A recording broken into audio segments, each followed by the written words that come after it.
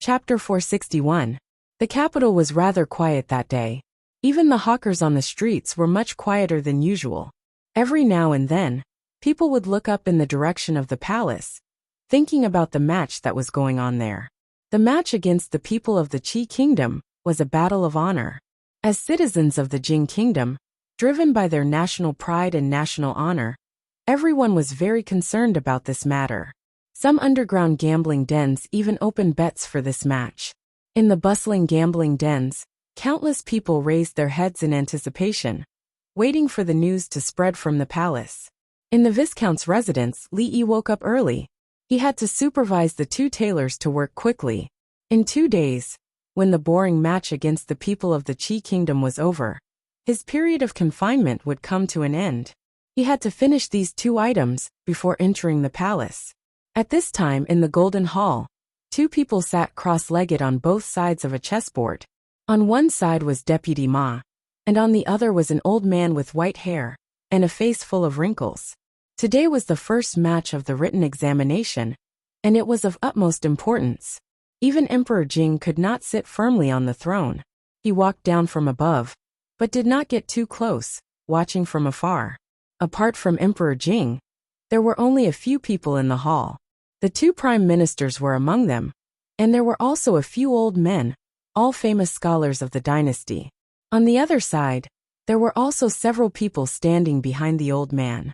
They were all ambassadors of the Qi kingdom, and their leader was a young man who looked to be in his early 20s. In order not to disturb the 2 people playing chess, most of the officials waited outside the hall. Countless people paced in the square, their expressions faintly anxious. Deputy Ma was in the prime of his life. It was reasonable to say that both his chess skills and physical strength were at the peak of his life. Even Chess Saint Bayu did not dare to underestimate him. Against an old man, no matter how one looked at it, he had a great advantage. However, not long ago, when Chess Saint Bayu played against this old man, they thought the same. But in the end, Bayu lost all 3 matches. Today, would Deputy Ma be able to turn the tide and win the first city for the country? This was the worry of the officials and Emperor Jing, not something that Emperor Jin should be worried about. These are the pastries that Lady Mother asked the catering company to make. They're delicious. Do you want to try them? Prince Jin Li Han was holding an exquisite food box in his hand. He squatted on the steps of a shady place in the palace and said to the little girl sitting there with a smile on his face, "Thank you, Brother Jin. I'm not hungry." The little girl turned her head and looked at the direction of the palace gate. She shook her head and said, "Then I'll leave it here first. You can eat it when you're hungry." Monarch Jin put the lunchbox aside and said cautiously, "Sister Yongning, I used to bully you all the time. It's all my fault.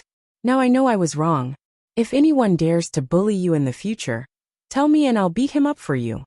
After thinking for a while, he added, "If it's my brother, the king of Shu, I can't beat him, but I'll tell you." However, Princess Yongning didn't seem to hear him. She murmured, "When will my brother come?" Monarch Jin scratched his head and said, "You mean Master? Master has been grounded by father for half a month. There are still a few days left. He won't come to the palace these days." Princess Yongning looked a little disappointed. She subconsciously hugged her arms, and then remembered that the sheep was gone. Monarch Jin glanced in a certain direction and scratched his head. He said, "There seems to be something interesting in the legislative hall today. Sister Shanning and the others have already gone there. Do you want to go with me?" Seeing Yongning shake her head, Monarch Jin stood up and said, "Then I'll leave first." Outside the legislative hall, the officials were still pacing in the square. Several small figures squeezed at the door and poked their heads out to look inside. Before long, another curious head appeared. Inside the hall, as the chess game progressed, Emperor Jing and the others frowned. The wrinkled face of the old man from the state of Qi was expressionless. He was very calm when he picked up a chess piece and placed it down. On the other hand, Deputy Commander Ma's complexion was pale. Beads of sweat had appeared on his forehead. He had been holding a chess piece in his hand for a long time, but he didn't place it down. A hint of defeat flashed across Prime Minister Qin's face. He was about to lose this game. Ma Zhongqing, who could stand shoulder to shoulder with the chess saint, had only lasted for 2 hours against the old man. In the end, he still couldn't avoid losing. Sometimes, a match between experts would last for several hours. For Ma Zhongqing to lose in 2 hours was enough to show the difference in chess skills between the two. If he were to lose again tomorrow, there would be no need for the written examination. I've lost. The chess piece in Ma Zhongqing's hand didn't land in the end. His face was dejected, and he seemed to have aged a little in an instant. He stood up and said in a hoarse voice, even though he had won, the old man opposite him didn't say a word. He stood up and silently stood opposite the young man. The officials outside the hall filed in. Just by looking at Ma Zhongqing's expression, they already had a conclusion. He had lost. As expected, he had lost. It had only been 2 hours, and the old man had become so powerful. The officials' hearts were heavy. They stood around and didn't say a word. I was lucky to win the first game. Thank you for letting me win. The young man smiled and cupped his hands at the crowd. Emperor Jing was disappointed. He waved his hand and said, "Let's end the court today. Tomorrow, we will continue with the second round of the written examination. Your Majesty, please wait." At this moment, the young man suddenly spoke. "What else do you want?" Emperor Jing looked back at the young man and asked with a frown. The young man smiled and said, "This time, I propose to compete with your kingdom only for the sake of learning from each other. I have no other intentions. I really don't want to cause trouble for your kingdom." The officials frowned when they heard this. He didn't want to cause trouble for his kingdom. Didn't the third prince mean that if the competition continued, the Jing kingdom would continue to lose and lose face? Hearing this, the officials felt more ashamed and resentful than if they had lost the competition. Does the third prince really think that you will win? Before Emperor Jing could speak, Prime Minister Qin snorted coldly and said. The young man smiled and said, "Winning or losing isn't important. The purpose of this competition is to exchange and learn. If we insist on determining who is superior and who is inferior, it would lose its original meaning. I believe that even everyone here doesn't want to determine a winner and a loser, right?" The young man's words made all the officials speechless. If they had won the first round, they would not have allowed the Prince of Qi to speak so much here. The problem was that they had already lost the first round. If they lost the next round, they would not only lose their face, but also the face of the entire Jing kingdom. At that time, what would the commoners think? What would the other kingdoms think? The Qi kingdom had only brought a few people with them, yet they had defeated the Jing kingdom. Could it be that the Jing kingdom's imperial court was filled with a bunch of good-for-nothings? What do you want? At this time, it was not suitable for Emperor Jing to speak. Prime Minister Qin thought for a moment and looked at the young man and asked. The young man looked at Emperor Jing and said, "As long as your country agrees to a small condition of ours, there is no need to continue the competition. After the handover of the city, our envoy will immediately leave the Jing kingdom. What does your Majesty think?" Although he was unwilling to admit it, if the competition continued, the possibility of the Jing kingdom losing face would only be greater. Emperor Jing looked at him and asked, "What is the condition?" "It's very simple. It's just a small request." The young man smiled and said, "There are many people in the envoy group. After staying in the capital for a long time, our travel expenses have been exhausted. We only hope that your Majesty can give us some food, enough for the envoy group to return to the country." "Only food?" As soon as the young man's voice fell, not only was the expression on Emperor Jing's face startled, but the officials also showed an expression of disbelief. When it came to the face of the country, they thought that the third prince of the Qi kingdom would make some unreasonable request. As long as it was a little too much, even if His Majesty agreed, they would still strongly oppose it. But who would have thought that after spending so much effort, it was actually just a little food for a moment? The expressions of the officials as they looked at the third prince of the Qi kingdom immediately changed subtly. It was said that the third prince of the Qi kingdom was the most capable of all the princes of the Qi kingdom, and could be said to be extremely talented. Could it be that the rumors were false? Was the third prince actually the same as the king of Shu? As if not noticing the strange gazes of the officials, the young man pointed to the chessboard at the side and said, The envoy group does not need much food. As long as your majesty sends someone to put 1 grain of rice in the first grid of the chessboard, 2 grains in the second grid, 4 grains in the third grid, and after that, each grid will have twice the amount of rice in the previous grid, and so on.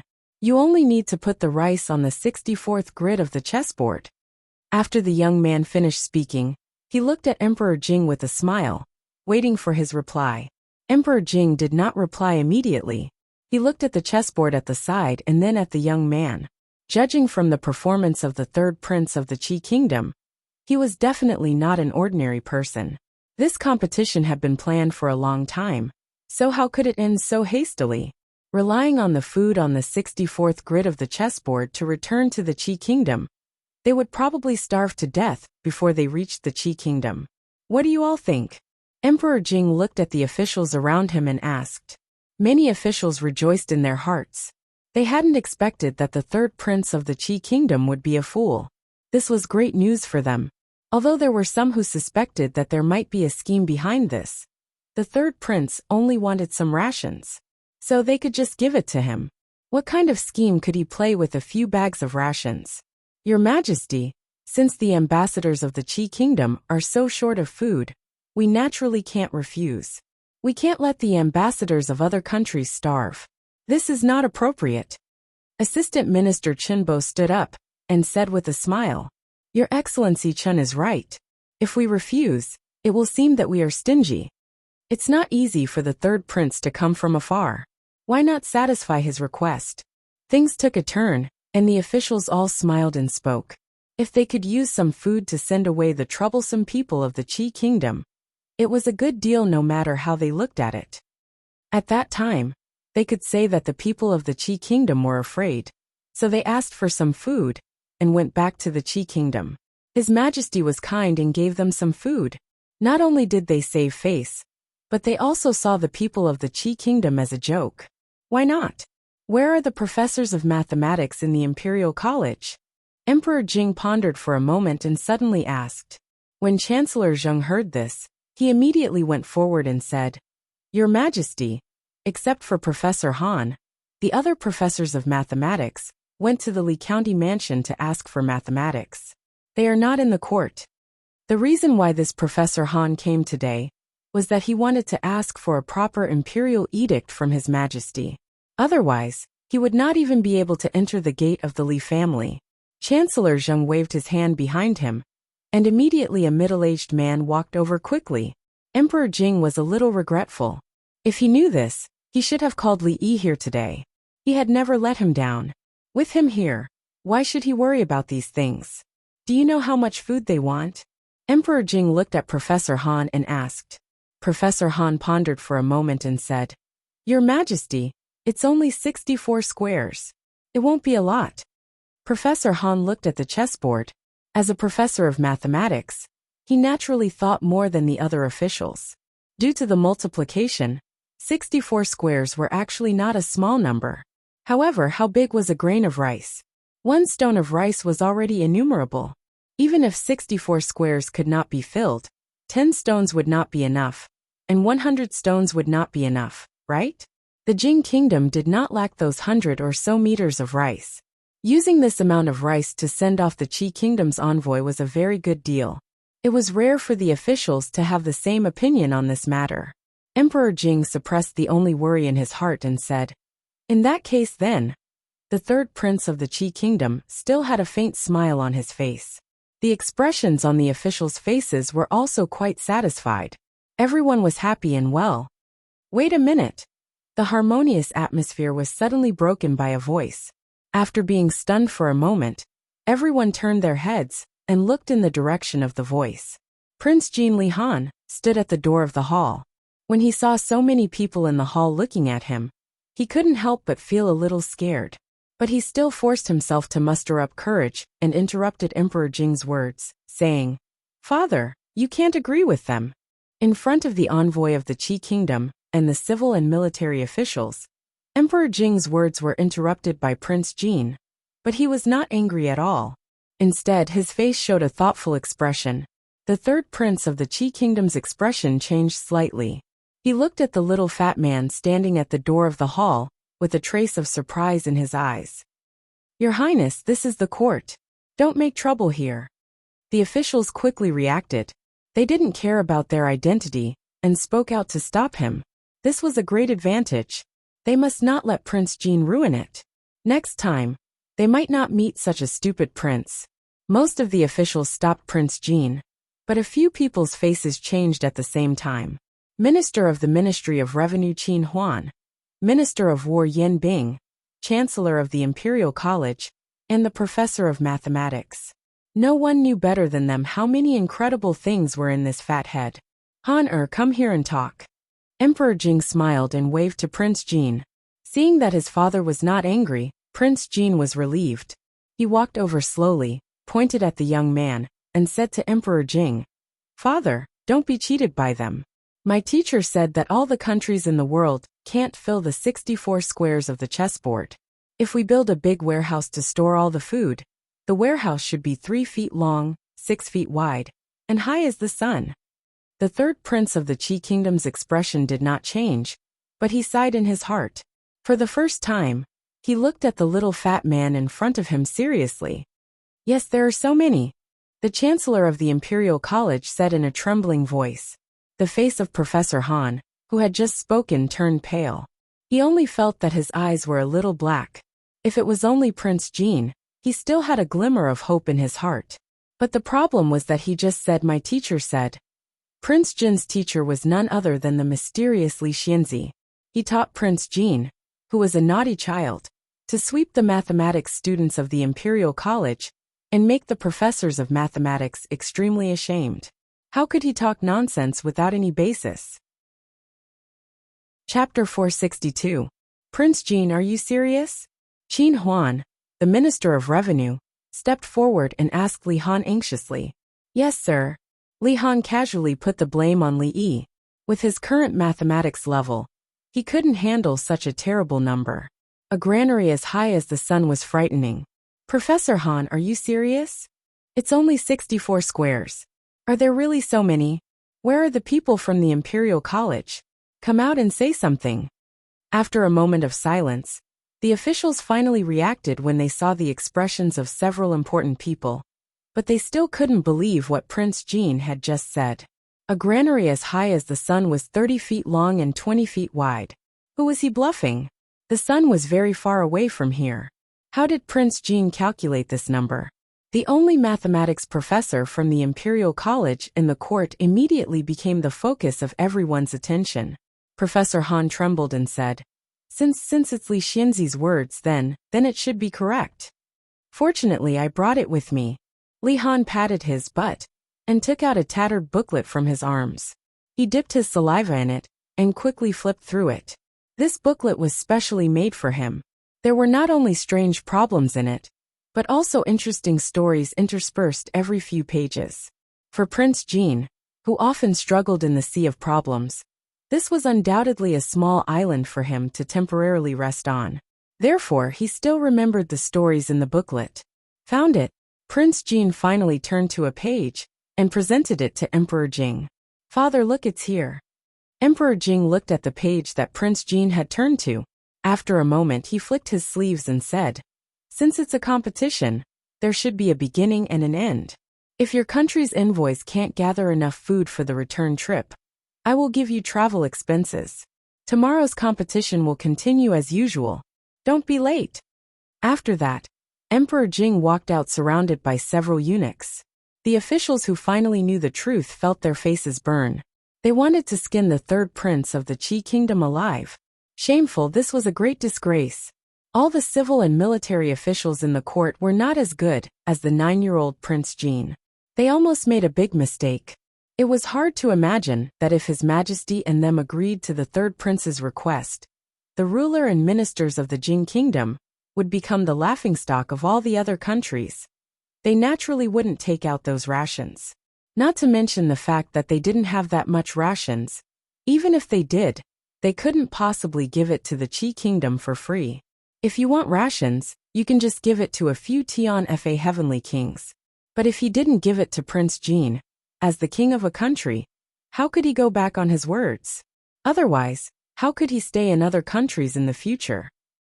It could be said that if Prince Jin was a moment late, the Jin kingdom would lose its face. The third prince of the Qi kingdom and the envoys walked out of the Golden Palace, under the baptism of the gazes of the officials. There was a hint of disappointment on the face of the young man who was walking in front. If they had succeeded in what they had just done, they could have spread the news before the Jin kingdom reacted. By then, they would have achieved their ultimate goal without having to compete with each other. It seems that I have underestimated the heroes of the world. The young man sighed and said in a regretful tone. One of the envoys behind him said, "So what if they find out? The result will be the same. If they lose another round tomorrow, there will be no need to compete in the written exam. As for the martial arts battle, we are not afraid at all. Why is the third prince sighing?" The young man shook his head and didn't continue this topic. He said, "Find out who the teacher of Prince Jin is." That difficult calculation problem was solved by Grand Scholar Chen. It took more than 10 accountants 3 days and 3 nights to calculate the result. I didn't expect there to be such a capable person in the Jin kingdom who knew the secret of it. Otherwise, it's a pity. Seeing the envoy of the Qi kingdom walk out of the Grand Palace, the anger of the officials, because they were fooled by the envoys, subsided a little. They had thought that the third prince of the Qi kingdom was a fool, but they didn't expect that they were the real fools. They had almost fallen into his trap. He was so insidious and cunning at such a young age. He wouldn't live long. When he shifted his gaze to Prince Jin, his expression immediately became gentle. Very good. Like father, like son. The 9-year-old Prince Jin had seen through the conspiracy of the envoy of another kingdom in the imperial court and saved the face of His Majesty and the officials. His deed was worthy of being recorded in the annals of history. The officials' joy didn't last long. They realized a serious problem. Though the conspiracy of the envoy of the Qi kingdom had been exposed by Prince Jin, they had already lost the first round of the written examination today. If they lost again tomorrow, there would be no need to compete in the third round. Therefore, the match tomorrow was very important. They couldn't afford to lose. Otherwise, they would lose face sooner or later. The Imperial Academy guard-size face darkened. It was his turn to compete tomorrow. In fact, he wasn't sure whether he could win or not. The greatest poet in 1,000 years. This name alone was a bit frightening. Because of the announcement of the envoy of the Qi kingdom, the populace in the capital had already received the news before the officials left the palace. They had lost. They had lost to the Qi kingdom in the first round of the written examination. In the gambling house, countless people were cursing at Ma Zhongqing. This defeat was not a big deal, but many of them would have to bear a huge loss. Many of them would go bankrupt. Who would have thought that the countless capable people in the capital would lose to a nameless old man from the Qi kingdom at their own doorstep? How ironic was this? The enthusiasm of the common people was greatly dampened, and the entire capital was filled with a gloomy atmosphere. Quite a few people blamed this failure on Ma Zhongqing. Rumors spread everywhere, directly labeling Ma Zhongqing as a sinner of the country. No one knew how many rotten eggs and vegetables were thrown over the wall into the Ma Manor. The dignified deputy imperial censor was hit in the forehead by a stone thrown by a naughty child on his way home. After hearing the rumors, he fainted on the spot. Not only that, the populace also had a lot of complaints about the current emperor. Although they weren't as blatant as they were against Ma Zhongqing, they were secretly criticizing His Majesty the Emperor. As Li Yi listened to Li Xian, he reminded the two tailors of the details that they needed to pay attention to. I heard that the third prince of the Qi kingdom had set up a trap for the emperor and the officials in the court. If it weren't for Prince Jin's reminder, we would have lost a lot of face this time. Li Xian's face was full of resentment. If we lose another round tomorrow, we'll lose completely to the Qi kingdom in the written examination. After listening to Li Xian's narration a few times, Li Yi had a general understanding of the so-called contest. It was nothing more than a few high-level players who had played the game to the highest level, pretending to be newbies to bully a group of newbies. Of course, those who could represent the Jin kingdom were not newbies, but it was obvious that there was still a long way to go before they could reach the highest level. The Qi kingdom seemed to be more powerful than the Jing kingdom in terms of economy, culture, and military. It was impossible for the Qi kingdom to win this contest unless someone had cheated. Poor Deputy Imperial Censor Ma, Li Yi sighed. As a dignified Deputy Imperial Censor, what he cared about the most was his own reputation. This time, he was directly called a sinner of the country. It was hard to say if he could get over this hurdle. Judging from the situation, Wei Sai and Grand Scholar Zhou were in danger. Fortunately, the old emperor didn't remember him. Otherwise, he would be scolded to death by those ignorant onlookers. Summon County Magistrate Li to the palace tomorrow morning.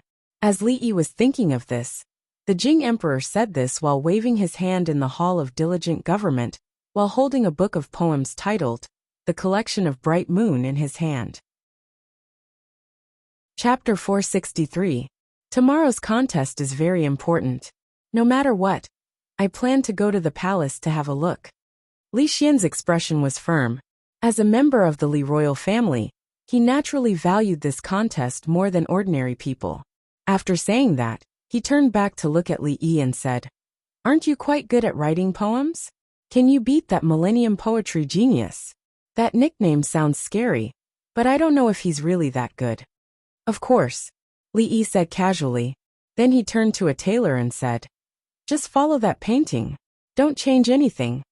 So what if he was the best poet in 1,000 years? Fame was not something to brag about. Moreover, the development of poetry in this world had long been led into the gutter by someone. If the former Tang dynasty followed the established historical development, Li Bai Du Fu, Wang Wei Bai Ji, any one of these people would be added with the word 10,000 years in front of their titles. King Zhong, the poetry demon, was said to be good at fusing words and galloping at the imagination. That was why he was called the poetry demon. Fortunately, Li Yi's coffin was suppressed. Otherwise, the real poetry demon would jump out and beat people up. They were the true gods of poetry. In terms of poetry, they belonged to another plane of existence compared to this world. Standing on the shoulders of so many great people, how could they not be able to kill a scholar from the Qi kingdom? If he lost, the coffins of those great writers would really be broken. That's true. Li Xian shook his head. Although he did not know much about poetry, he knew that Li Yi was very famous in Qinghai Prefecture. However, even King Zhong, the poetry demon, admitted that he was not as good as that young man from the Qi kingdom. Li Yi definitely could not do it. He had indeed asked a superfluous question. "Lord Zhu, do you think this will work?" The two tailors wiped the sweat from their foreheads and looked carefully at this strange Lord Zhu. They had never seen such a huge doll before. Not only did it have a strange shape, it also had a lot of requests. Furthermore, when they were working, this Lord Zhu was watching them and reminding them 10 times every 2 hours. No tailor could stand it. Okay, it's not bad." Li Yi waved his hand and said, "Go to Butler Li to receive your reward." The two tailors felt as if they had been pardoned, and their faces were filled with joy. This lord was not good at all, but his temperament of rewarding without a word was very popular. The two tailors thanked him for a while, and immediately went to find Butler Li. Li Xian looked at the two strange things in front of him. He didn't know what was so special about the things that Li Yi had been busy with for the past few days. "Son-in-law, the people from the Imperial College have come again." Feng leaned against the door and said, "They brought gifts this time, and they are quite heavy. I asked the gatekeeper to send a few cups of tea over, and they are still waiting outside." Li Xian asked in confusion, "Why are the people from the Imperial College looking for you? Go out and have a look." The people from the Imperial College had visited the Viscount's mansion more than 3 times, and the gifts were heavier each time. They also let the people stand outside the door and bask in the sun. It was really unreasonable. At the very least, they should see each other before basking in the sun. "Zheng Darren, do we really have to wait like this?" Outside the Viscount's mansion, a doctor of mathematics looked at the Chancellor and asked with a bitter face. The rest of the people also looked at him. This was not a slow treatment. They had been visiting for several days, and they had given countless gifts. But today they could only drink a cup of tea. They didn't even get to enter the door. No one would feel good in their heart. "Wait, The chancellor gritted his teeth. Today, Prince Jin's performance in the court finally made him clearly aware of the difference between the Imperial College and Li Xianzi. Now that His Majesty has realized the importance of the new mathematics, it was okay for the Imperial College to make a mistake once or twice. But if they were to be slapped in the face by Prince Jin a few more times, they would lose face. If the Imperial College was abolished, the Chancellor would definitely surpass his predecessors and leave his name in history. Just when everyone was waiting anxiously, a few figures finally appeared at the entrance of the Viscount's mansion. My apologies for the long wait. His Majesty's confinement period hasn't ended yet, so he can't leave the residence. If you have anything to say, please come in and talk. Li Yi stood at the door and said to the people from the directorate. Li Yi was very clear about how many times these people from the Imperial College had snitched on him. Naturally, he would not treat them as distinguished guests, so he spoke in an indifferent tone. The Chancellor was not surprised by Li Yi's attitude at all. He stepped forward and said with a smile, "Under His Majesty's order, I brought the Doctor of Mathematics from the Imperial College to learn the new mathematics from Li Xianzi.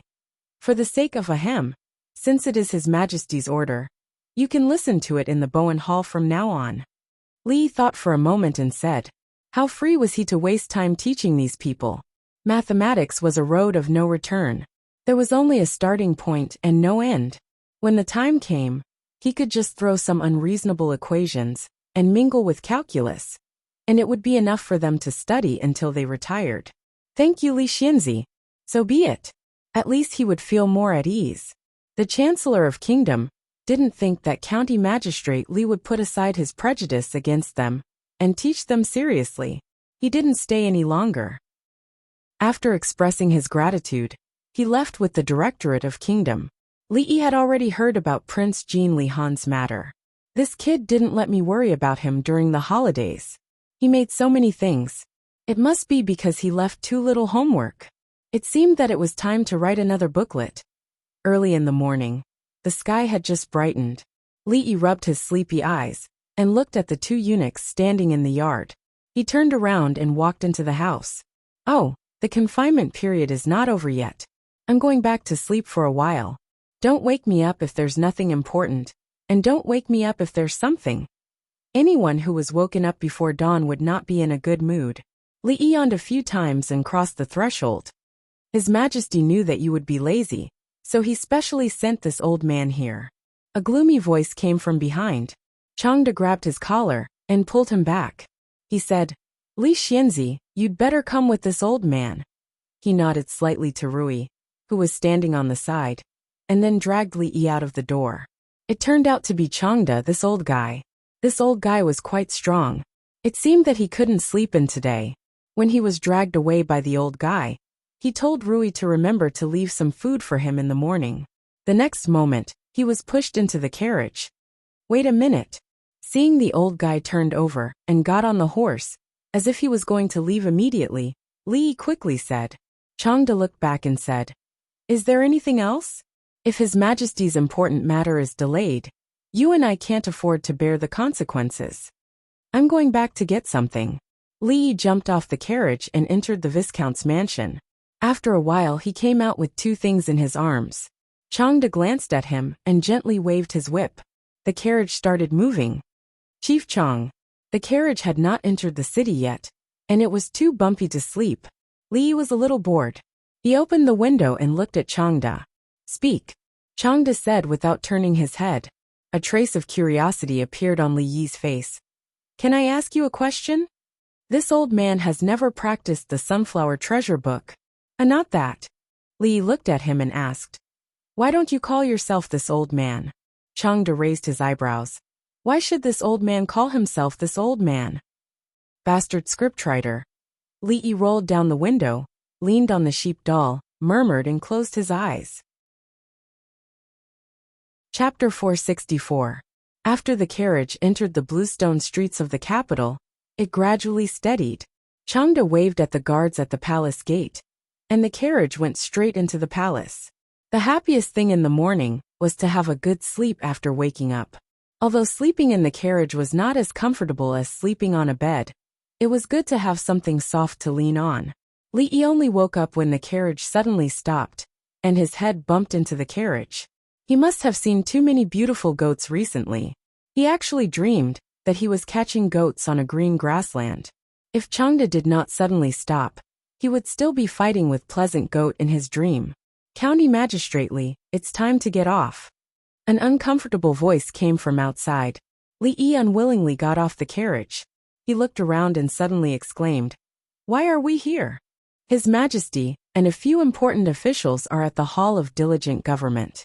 County Magistrate Li, quickly follow me." Changde's voice was always so annoying. "No, I have to go back for a while." Li Yi shook his head and said. Changde frowned and asked, "Where?" Li Yi pointed and said, "The palace in front." Changde glanced at the direction and said, "County Magistrate Li, if you want to see Princess Yongning, wait until you see His Majesty first." "No, I don't have the time later." Li Yi sat back on the carriage. Changde smiled sinisterly. "Then don't blame me." With that, he strode towards Li Yi. "What do you want?" "I'm telling you, don't touch me. Let me give you a piece of advice. Don't provoke me. I'm even afraid of myself when I'm angry. My head hurts. Don't tell me my hysteria is acting up again." The smile on Changde's face froze. The 6-year-old girl sat on the stone steps in the shade outside the palace and looked in the direction of the palace gate. Although she had been doing this for a year, she was completely different from before. The stupidity on her face was gone, and her eyes were full of intelligence. When there was a meaning to waiting, everything suddenly became clear. A few eunuchs and palace maids were standing in the distance. When they saw the little princess smile from time to time, they looked excited. Li Xianzi was really a man of God. He cured the little princess's strange disease that even the imperial doctors couldn't do anything about. They were happy to see the little princess's change these days. It was a pity that Li Xianzi was grounded by His Majesty because he beat the king of Shu. Otherwise, the little princess would definitely smile more. Yongning looked in that direction again, thinking that her brother would not be coming today. She turned around and saw 2 goat horns tied with a bow, as well as the first thing she saw in this world that she was familiar with in her memory. Li Yi saw the surprise in her eyes. He pushed the doll that was as tall as Yongning over and asked with a smile, "Do you like it?" After the little girl came back to her senses, she suddenly pounced forward. However, she did not pounce on the beautiful sheep doll that Li Yi had carefully prepared for her, but Li Yi himself. Looking at the little figure hugging him tightly, Li Yi was stunned for a moment. Then he lovingly caressed her head. Changde stood behind them, and a trace of doubt appeared on his old face. What he couldn't understand the most was that Princess Yongning was so intimate with Li Yi, even more than His Majesty. Was it because Li Xinzi cured her disease? After this thought came to his mind, he faintly felt that things were not so simple. When Yongning let go of him and finally focused her attention on the beautiful sheep doll, a cold snort suddenly came from behind Li Yi. The sound was familiar, and so was the scene. Li Yi turned around and saw the proud Lolita standing there with her hands on her hips like a tigress, looking at him with extremely fierce eyes. One should not fall at the same place twice. When Li Yi turned around and dragged out another doll that was almost the same as the previous one from the carriage, but it was bigger than the previous one, and about the same height as Princess Shining, the proud Lolita screamed and pounced on it. Regardless of ancient times or modern times, plush toys, especially large plush toys, had an unparalleled attraction for girls. This was because such large toys could bring them a great sense of security. Of course, the premise was that the girl was really a girl and still retained a young girl's heart. Tomboys and girls' mothers had already broken away from this low-level sense of security and were generally excluded. "Thank you, sir." Princess Shining, who finally recovered from her excitement, immediately pounced on Li Yi. She jumped up and hung on him like a koala and kissed his face. Only then did she realize that the person in front of her was Sir, and not her mother. Her little face turned red, and she ran away with her beautiful sheep doll. Ahem. When Li Yi squatted down and whispered to Yongning, Changde finally could not help coughing twice. Li Yi turned around, looked at him, and said with concern, "Chief Chang, if you are not feeling well, You should go back and rest. Don't worry about me. The chief chamberlain's eyelids twitched, and he forcibly suppressed the surging genuine qi in his body. He said in a low voice, Li Xianzi, have you forgotten something? What is it? Li looked puzzled. Crack. The green bricks under Changda's feet were broken. There was still an hour before the second competition with the Qi Kingdom officially began. Hall of Diligent Government. Emperor Jing was high up, and there were more than 10 figures in the hall, including the left and right ministers, the 6 ministers, the capital governor Dong Wenyan, Li Xian, and Imingzu were also in the crowd. Subject Wei, do you think you can win today? Emperor Jing looked at Wei Sai and asked directly. Wei Sai showed a bitter expression and said, I will do my best. Even Li Xian could tell that Wei Sai was not confident, let alone the old foxes in the court, who were good at reading people's expressions. Although he said he would do his best, Wei Sai obviously did not have the confidence to win today's competition. However, to the emperor and the ministers of the Jing Kingdom, they did not want Wei Sai to do his best. They wanted to win, and they had to win. Wei Sai should know the significance of this competition for us, Prime Minister Qin suddenly said and looked at him. I only have one question. What are your chances of winning? Wei Sai thought for a long time, and then said with difficulty, 30%. The hearts of the people in the hall also sank when they heard Wei Sai's words. 30% was not a number they expected. After all, they wanted 100%. However, after the poetry demon Wang Zhong admitted defeat, Wei Sai was their most capable person. If even Wei Sai only had a 30% chance of winning, the others might not even have a 10% chance of winning. As for the so-called scholars of the younger generation in the capital, in their eyes, the poems of those people were just children's tricks, and should not be taken seriously. That person is not even 30 years old. Is he really that good? Emperor Jing asked with a frown. The old man next to Prime Minister Qin stepped forward and said, Your Majesty, Zhao Xiuwen is very famous in the Qi Kingdom, and he is known as the first poet in 1,000 years. Although this is exaggerated, it is enough to show his talent, and talent, in the way of poetry, is often more important than hard work. Hearing Prime Minister Shun's words, the dozen or so officials in the court felt very depressed. Why did they have to meet such a rare freak of 1,000 years? Why did the Jing Kingdom not have such a freak? Dong Wenyan's lips moved. He wanted to say that everyone, including His Majesty, had neglected one person. As the former magistrate of Qing, he knew the boy's talent. Did they really think that Su Xuezheng's evaluation of him, as the first scholar of the Jing Kingdom, was a joke? However, Wei Sai was still there, and in front of so many officials, it was not good for him to say these words. Emperor Jing sighed helplessly and said, Could it be that in this big capital, there is really no one who can beat that Zhao? Your Majesty, Li Xianzi has arrived, and he is waiting with Princess Yongning outside the hall. Just as Emperor Jing's voice fell, Changde walked in from outside and said loudly. Chapter 465. Seeing Li Yi holding Yongning's hand and walking in from outside, Emperor Jing was a little depressed. His daughter was even more intimate to an outsider than herself. For a father, this was not something to be happy about. However, thinking that if it wasn't for Li Yi, her soullessness would not be cured, he was afraid that he would not be able to hear her call him imperial father. Until he died, he felt much better. Yongning, come to imperial father. Emperor Jing waved to Yongning with a pleasant face. The little girl looked up at Li Yi, and then walked up with small steps. Li Xian leaned over and whispered, Didn't you say that you were not interested in these things? Why are you here again? Li Yi glanced up and did not speak. If it wasn't for the person above, he would still be busy catching sheep on the green grassland. How would he have time to care about these things? Li Xian did not have a chance to say a second sentence to Li Yi. Dong Wenyan walked over and whispered, This time, I recommended you to His Majesty. Tell me the truth. What do you think of Zhao Xiuwen of the Qi Kingdom compared to you? Only then did Li Yi know why he was suddenly summoned to the palace during his confinement. It turned out that he was betrayed by this guy. After all, they came from the same place. Wouldn't his conscience hurt if he betrayed his hometown? Li Yi did not answer Dong Wenyin because after Emperor Jing let Princess Yongning sit down next to him, he directly asked Li Yi, "This is urgent. I will not say more. I just want to ask you one thing. If I let you participate in today's competition, what are your chances of winning?" Hearing Emperor Jing's words, Wei Sai raised his head. Prime Minister Qin also seemed to think of something. Dong Wenyin's eyes turned slightly. The rest of the people's faces were a little stunned.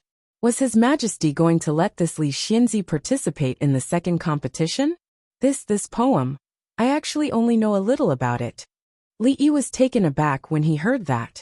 He said slowly, "Moreover, writing poems and lyrics depends on the state and mood of the moment. There's no such thing as confidence." Young Li is right. Old General Shui, who had been dozing off while leaning against the pillar, finally opened his eyes. He waved his hand and said, "Isn't it just 2 poems? What's there to compare? I just feel that whatever best poet wrote was **T. Who dares to object?" Li Yi deeply agreed with this. As expected of old General Shui, this was the domineering attitude that a large country should have. No matter how good Zhao Xuan's poems were, this was the Jing kingdom. This was their territory. If anyone dared to say that Wei Sai's poems were not as good as Zhao Xuan's, they could just drag him out and bury him. Wouldn't everyone's opinion be the same? What was the point of making things so troublesome? Qin Xiang frowned, as if he was too lazy to discuss this matter with old General Shui. So he simply kept his mouth shut. All the civil officials had bitter smiles on their faces. Since ancient times, there was no first in literature. Everyone had their preferences. Old General Shui's words seemed reasonable. But did he think that all the civil and military officials in the imperial court, including the emperor, were as shameless as him? General Shui's words are wrong. If it were true, then wouldn't our Jing kingdom become the laughingstock of all the other countries? The Minister of Rights, an old man with white hair, said with a frown, "Let's see who dares to laugh." Old General Shui glared, and the Minister of Rights swallowed back his words. Jing Di patted Yongning's head. Seeing the atmosphere in the hall become chaotic again, he rubbed his chest and felt suffocated again. In the end, he did not sleep enough in the morning. Li Yi yawned and prepared to take advantage of their discussion to close his eyes and take a nap. Suddenly, he felt someone tugging on his sleeve. Emingzu walked to his side and looked at him. She said, "We cannot lose today. Be more serious, I know you have a way. Keep a low profile, keep a low profile." Li Yi stretched out his hand and gestured for her to lower her voice. Old General Shui's way was the best way. Fists were the hard way. If they were not convinced, they could fight. If the Qi kingdom was really powerful, they could eat a few divine punishment pills first. When you beat up the king of Shu, did you think about keeping a low profile? Emingzi glanced at him and said, I thought about it, Li Yi said hesitantly. If he had not thought about keeping a low profile at that time, the officials would not have seen County Magistrate Li beating up the king of Shu, but County Magistrate Li killing the king of Shu. County Magistrate of Chang and Li Yi, follow me. Jingdi suddenly stood up and pointed at Li Yi. After he finished speaking, he walked towards the back of the palace. Li Yi was startled for a moment. He looked at Li Xian, and then at Li Mingzhu. Seeing that they were also puzzled, he could only follow them in confusion. Behind the Hall of Diligent Government was the garden that Li Yi often visited. When Li Yi followed Changde to the garden, he saw Jingdi standing in the stone pavilion in the garden. Is there really no chance of winning? Jingdi looked back at him and asked. It's difficult. Li Yi sighed and said. Jingdi's face showed a trace of thinking, and then he said, I heard from Xianer that you want to take Yongning out of the palace? Although he did not know why the old emperor suddenly mentioned this, Li Yi's eyes lit up and he said, Yes, the atmosphere in the palace is too depressing, and it is not suitable for Princess Yongning's treatment. If her soullessness relapses, even I can do nothing. Yongning is a princess of a country. Her status is so noble. How can she easily leave the palace? Jingdi shook his head and said, Even if I agree, the officials in the court will not agree, nor will the censors. A trace of helplessness appeared on Li Yi's face. Of course he knew this. It was not so easy for a young prince to leave the palace. If something happened to him, It would cause a huge shock in the entire capital. Yongning was too young now. No one, from the emperor to the court officials, would agree to her leaving the palace. He was just thinking about it. If you win this competition, I will allow you to take Yongning out of the palace for a month. But her range of activity is limited to 10 miles around the Viscount's residence. Hearing Jingdi's words, Li Yi's expression froze. The light in his eyes soared. He suddenly raised his head and asked, "Your Majesty, are you serious? How sure are you now?" Jingdi did not expect that he had changed so much. After a moment of shock, he looked at him and asked with a faint smile. Li Yi's eyes flashed fiercely. "Your Majesty, how do you want them to die? I am really a failure as an emperor. I have to rely on the help of the children again and again. The first 2 times it was Han and this time it is Yongning." Jingdi's face was no longer worried, and he said with a teasing smile, "Your Majesty, this boy is too outrageous. Can't he take the initiative to stand up and share the burden for your Majesty?" Changde, who had always been indifferent, showed a rare trace of anger on his face. "If your Majesty did not bring out Princess Yongning this time, I don't know how long he would hide. Isn't the result the same?" Jingdi smiled and said disapprovingly. Chapter 466. What did my father say to you just now? When they came out of the Hall of Diligent Government, they saw Li Yi holding Yongning's hand and humming a light and nameless tune. It was obvious that he was in a good mood. So, Emingzi walked up to him and asked, "You will know when we go to the Hall of Political Integrity." Li Yi replied casually and whispered something in Yongning's ear. The little girl's eyes instantly lit up. Li Mingzhu's expression changed slightly. She instantly understood what he was referring to, and her heart that was hanging in the air finally relaxed. Li Xian's expression was also slightly excited. He immediately looked forward to the competition. "This is a serious matter. Your Majesty, please reconsider. County Li is indeed talented in mathematics. But today's competition can't be treated as a child's play. Your Majesty, please take back your order. We can't lose again." Hearing the news just announced by Emperor Jing, several high-ranking officials in the imperial court changed their expressions and stepped forward to persuade him. They had long been accustomed to Li Yi's ability to surprise him at the critical moment. How could they not know that Li Yi was 100% confident when they saw his expression just now? At this moment, they didn't bother to explain to the officials. They waved their hands and said, "I have made up my mind. You don't need to say more. It's almost time. Follow me to the Hall of Political Integrity." "Your Majesty." Several officials still wanted to say something, but Emperor Jing had already walked out of the hall. "Your Majesty, you are too hasty. Could it be that County Li's attainments in poetry are higher than Wei Sai's? I'm afraid that he will lose today." The minister of the Ministry of Rights said with a worried expression. A trace of despair even appeared on the faces of the officials behind him. How could a young man in his 20s compare with Wei Sai, who had studied poetry for decades? His Majesty's momentary play would make the Jing kingdom pay a heavy price. Wei Sai, on the other hand, didn't show any disappointment or anger. Instead, he seemed relieved.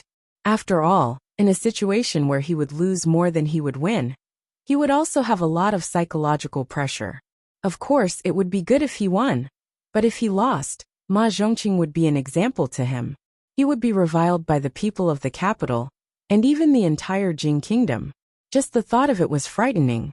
If it was not necessary, who would be willing to bet their reputation on this match? That Li Xianzi was still too young, and youthful vigor often came at a great price. It was rare that Prime Minister Qin didn't express any opinion on this matter. Among the people present, even Dong Wenyan didn't know County Magistrate Li better than him. If even Wei Sai did not have the confidence to win, then His Majesty's decision was probably the most correct one. The Hall of Legislative Affairs was where all the officials attended the morning court. However, from yesterday onwards, the morning court session was no longer the most important activity of the Hall of Legislative Affairs. There was nothing more important than winning the contest against the Qi Kingdom. More than 10 core officials and Emperor Jing were discussing important matters in the Hall of Legislative Affairs, while the others were waiting outside the Hall of Legislative Affairs. When Li Yi and the others arrived, there were already many people outside the hall. It was not time yet, so the doors of the hall were not opened. When the three of them walked to a secluded corner with few people, Li Xian, who had been talking to Emingzu in a low voice, suddenly froze. Then he walked to the side with a happy expression, patted a young man's shoulder, and said in surprise, "Brother, we meet again." The young man turned his head and looked a little surprised. When he saw Li Xian, he showed a puzzled expression. Soon he understood and said, "You are the one from the jadeite courtyard." Li Yi and Emingzi walked over. When he saw the young man, he was also a little surprised. Last time in the jadeite courtyard, because there were no seats, Li Xian took the initiative to share a table with him. Although they didn't talk much, Li Yi had a good impression of him. It was indeed surprising to meet him in the imperial palace this time. "Why are you here?" Li Xian looked at him and asked curiously, "Are you also an official of the imperial court? Why haven't I seen you before?" The young man was speechless and didn't know how to answer. Emingzi looked at Li Xian in surprise. The crowd in the distance looked over, and there was also a small commotion. Li looked at the young man and the people behind him. He turned his head and looked around. Seeing the expressions on the officials' faces, he thought to himself, "It can't be such a coincidence, can it? The third prince of the Qi kingdom?" Li looked at him and asked uncertainly. At this special time, he was excluded by the officials of the Jing kingdom. These people clearly saw him as their leader. Other than the famous third prince, there seemed to be no one else. "Brother Li, we meet again." The young man smiled and cupped his hands in salute to them. Li Xian was stunned and didn't recover from the surprise for a moment. Li Yi saluted the young man and pulled on Li Xian's sleeve, pulling him to another place. This was not a suitable occasion to get close to the young man. "The person with them seems to be the eldest princess of the Jing kingdom. Do you know them, third prince?" After Li Yi and the other two left, an old man came up and asked. The young man smiled and said, "I've met them once. They are two interesting people." He didn't continue on this topic and asked, "The second round of the competition is about to begin. Brother Xiuwen, are you ready?" The other young man leaned against a pillar and was engrossed in a book. He didn't answer. The third prince of the Qi kingdom shook his head. The poetry addict was indeed a poetry addict. On the other side, Emingzi looked at Li Yi and Li Xian suspiciously. Before she could ask the question in her heart, there was a sudden commotion. Not far away, Jing Di, accompanied by Xiang Qin and the others, slowly walked over. The officials looked excited and followed Jing Di into the main hall. The third prince of the Qi kingdom looked at the young man behind him and said, "Let's go." The young man stood up and closed the book in his hand. He looked in the direction of the main hall and smiled. "I hope today's competition will be interesting." The court was strangely quiet. It wasn't because they were worried that the noise would affect the competition, but because of the decision His Majesty had just announced. The candidate for this competition was not Wei Sai, but Li Xianzi. His Majesty's actions had undoubtedly killed off their last glimmer of hope before the competition even began. If the envoy of the Qi kingdom was not in the hall, the Golden Hall would have been in chaos. The crowd looked at Li Yi with confusion, pity, and even resentment. But no matter what kind of emotion they had no hope for the result of today's competition. Li Xianzi. An imperceptible light flashed in the eyes of the third prince of the Qi kingdom, but it quickly disappeared. As for the young man, he looked slightly regretful. He waited for the third prince to draw a stick from a bamboo tube. When he saw the word dusk on it, he closed his eyes and pondered. Naturally, this poetry competition would not be free to express themselves. There were dozens of sticks in the bamboo tube, with different contents written on them, such as expressing one's feelings and expressing one's feelings. Whichever one was drawn, the two would use it as the topic and compose a poem respectively. Comparing similar poems, it would naturally be easier to distinguish who was better. Of course, everyone had their own style of poetry. In order to eliminate chance and ensure fairness, 3 lots would be drawn for this competition. The moment the young man closed his eyes, Li Yi had already walked to the table and dipped his brush in ink. Under the shocked expressions of the officials and the envoy of the Qi kingdom, he wrote decisively, So fast. Could it be that he was prepared? That's not possible. The stick was drawn by the third prince of the Qi kingdom. Before this, no one knew the topic unless... Cough, cough. Lord Zhu, be careful with your words. The officials seemed to have thought of something in their shock. Their expressions became strange. They looked at each other, and then returned to normal. When the envoy of the Qi kingdom saw this, he naturally thought of something. The expression on his face became somewhat uncertain. Only the third prince's expression was indifferent. When he had drawn the lots, he had already checked them carefully. Every single lot had a different content written on it. Unless he had prepared dozens of excellent poems that could surpass Zhao Xiuwen's within a day. But that was simply impossible. At this time, he did not care about the poems. He was thinking about something else. His gaze on Li Yi became deeper. After a while, Li Yi put down his brush. Immediately, a eunuch came forward and posted the poem he had written on the paper.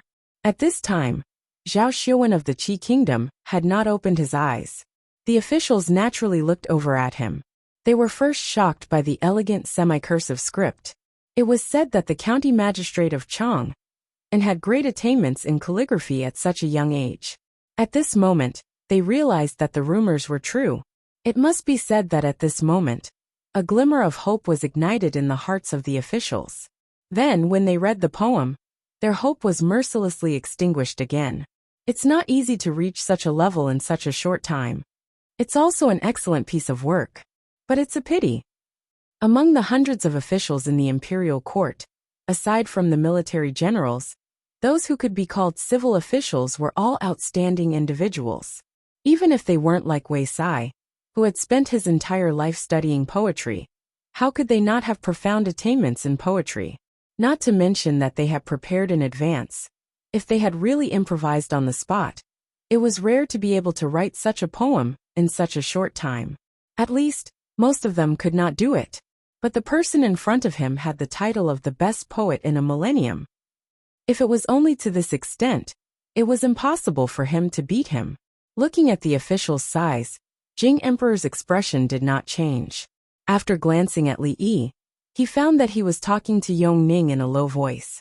He felt more at ease. At this moment, Zhao Xiuwen finally opened his eyes. He walked to his table, picked up his brush, and dipped it in ink. The official's hearts also twisted. He looked up at the poem that had been posted. His eyes lit up because of the handwriting. Then he shook his head and lowered his head to write. After a moment, Zhao Xiuwen looked up again. This time, the brush in his hand could no longer fall. Chapter 467. What's going on? Why isn't he moving? Maybe he hasn't thought it through. After seeing the poem written by Li Yi in such a short time, the officials felt hopeless. Seeing Zhao Xiuwen staring at the poem for a long time, they were confused. This was not a difficult topic. If Li Xianzi couldn't think of a line of the poem after he finished writing, the officials would doubt whether the title of the best poet in 1,000 years was just an empty title. But if that was the case, why would Wang Zhong, the poetry demon, say that he was ashamed of his inferiority? Is there something wrong with Li Xianzi's poem? Someone asked confusedly, noticing that Zhao Xiuwen's eyes were fixed on Li Yi's poem. How can this be? Wei Sai stood in the crowd, his face full of disbelief. Like Zhao Xiuwen, he stared at the poem and murmured, "How can this be? How can this be?" A scholar from the Hongwen school walked out and stroked his beard. He had a slightly excited expression on his face. What an eye-opener. It really is an eye-opener. The officials were very surprised to hear this. This poem could not be said to be ordinary, but it was not outstanding either. But looking at the expressions of Wei Sai and Grand Scholar Chu, it seemed that there was something special about it. So the officials looked at the poem again, left and right, horizontally and vertically, but still couldn't figure it out. The expressions of the people changed. Could it be that Wei Sai, Grand Secretary Chu, and Li Xianzi's attainments in poetry had reached an unfathomable level that they couldn't even understand? At this time, Zhao Xiuwen finally looked away. He put down his brush and walked back to the side of the third prince of the Qi kingdom. He said calmly, "I lost the first round." Hearing this, a eunuch immediately extinguished a long stick of incense. Of course, there was no time limit for this competition. Otherwise, the emperor and the officials wouldn't be able to wait for half a month to compose a poem. From the time they decided on the topic to the time they finished writing the 3 poems, it took them half an hour. Li Xianzi didn't think at all and started writing, so he didn't waste much time. On the other hand, Zhao Xiuwen's incense had been burning for a short while. What? Why? You clearly haven't written it yet. Hearing Zhao Xiuwen's words, the expressions of the envoys of the Qi kingdom changed drastically. After the young man from the Jing kingdom had composed that poem, they had thought that victory was in their grasp. Who would have thought that such a thing would happen? Zhao Xiuwen actually admitted defeat? In an instant, the few envoys looked at him with vigilance. Could it be that this person with the surname Zhao had been bribed by Jinghua? Or could it be that he was Jinghua's spy? In this round, the envoy of the Qi kingdom had lost in a baffling manner. The officials of the Jing kingdom had also won in a daze. He won just like that. Why? Even they had come up with a poem that could surpass Li Xianzi's. Although it took them a little longer to come up with a poem that could surpass Li Xianzi's, it didn't matter if they won another round. Why did this man from the Qi kingdom admit defeat? Was his poem really just a boast? Don't waste too much time in the first round. You did well. The third prince of the Qi kingdom finally withdrew his gaze and patted Zhao Xiuwen's shoulder as he spoke. Zhao Xiuwen nodded when he looked at the figure chatting and laughing with the young girl again. His expression finally became serious. First round, Li Xianzi wins. The Qi kingdom admitted defeat, so they didn't even need to judge this round. The eunuch immediately announced the result in a loud voice. Even when they heard the news that they had won, the officials still didn't understand why they had won. Wei Sai, what's going on? Yes, great scholar Chu. What's so special about this poem? Why don't you tell us? Though they had won, the officials felt even more tormented. Wei Sai and great scholar Chu immediately became the focus of attention. Great scholar Chu stroked his beard again and said with a smile, "My lords, please take a look at Li Xianzi's poem again." The crowd felt puzzled and looked at the poem again. The tide follows the dark waves of the snowy mountain, and the distant fishing boat catches the moonlight. The bridge faces the gate of the temple, and the path is small. The alley is the spring, and the stone ripples are clear. The distant green trees and the river are at dawn. The rosy sunset is clear. Looking at the clouds and water in the distance, the thousands of dots on the blue peak are light. But no matter how they looked at it, this poem, writing about the cold mountain temple, didn't seem to have anything special. This poem could barely describe the scene at dusk. If they thought about it carefully, it would be suspected of going off topic. Master Chu, don't keep us guessing, an official urged. Great scholar Chu shook his head and said, "My lords, why don't you try to read this poem backwards?" Read backwards? The officials were puzzled. How could a poem be read backwards? But an official read it out reflexively. The thousands of dots on the blue peak are light. The water is the edge of the clouds, and the water is the edge of the clouds, and the stone ripples are clear.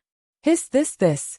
He closed his mouth after reading one line, and his eyes seemed to pop out from his eye sockets.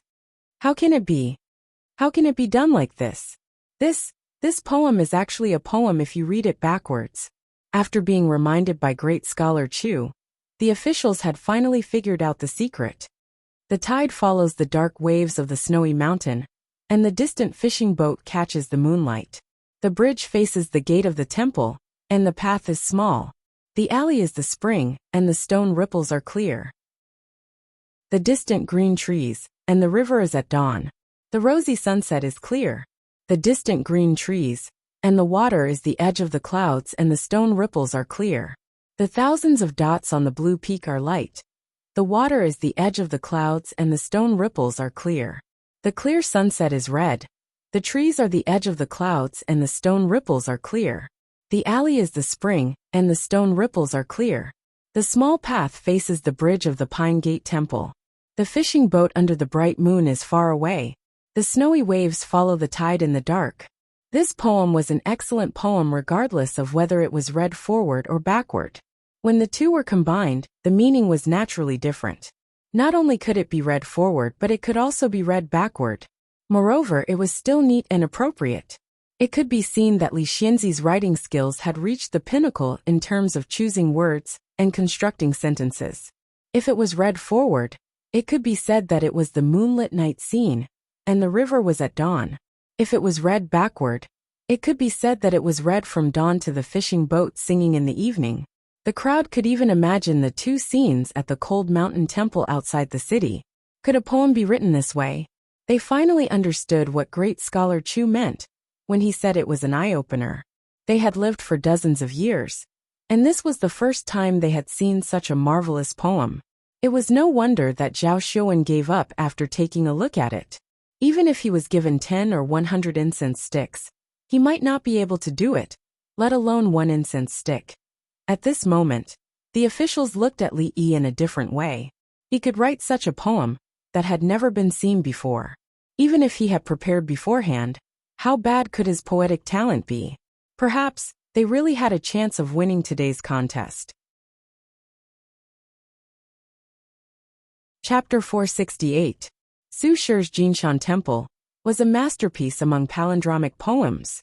Although it was not as well known as most of his poems, it still had a high status in the professional field.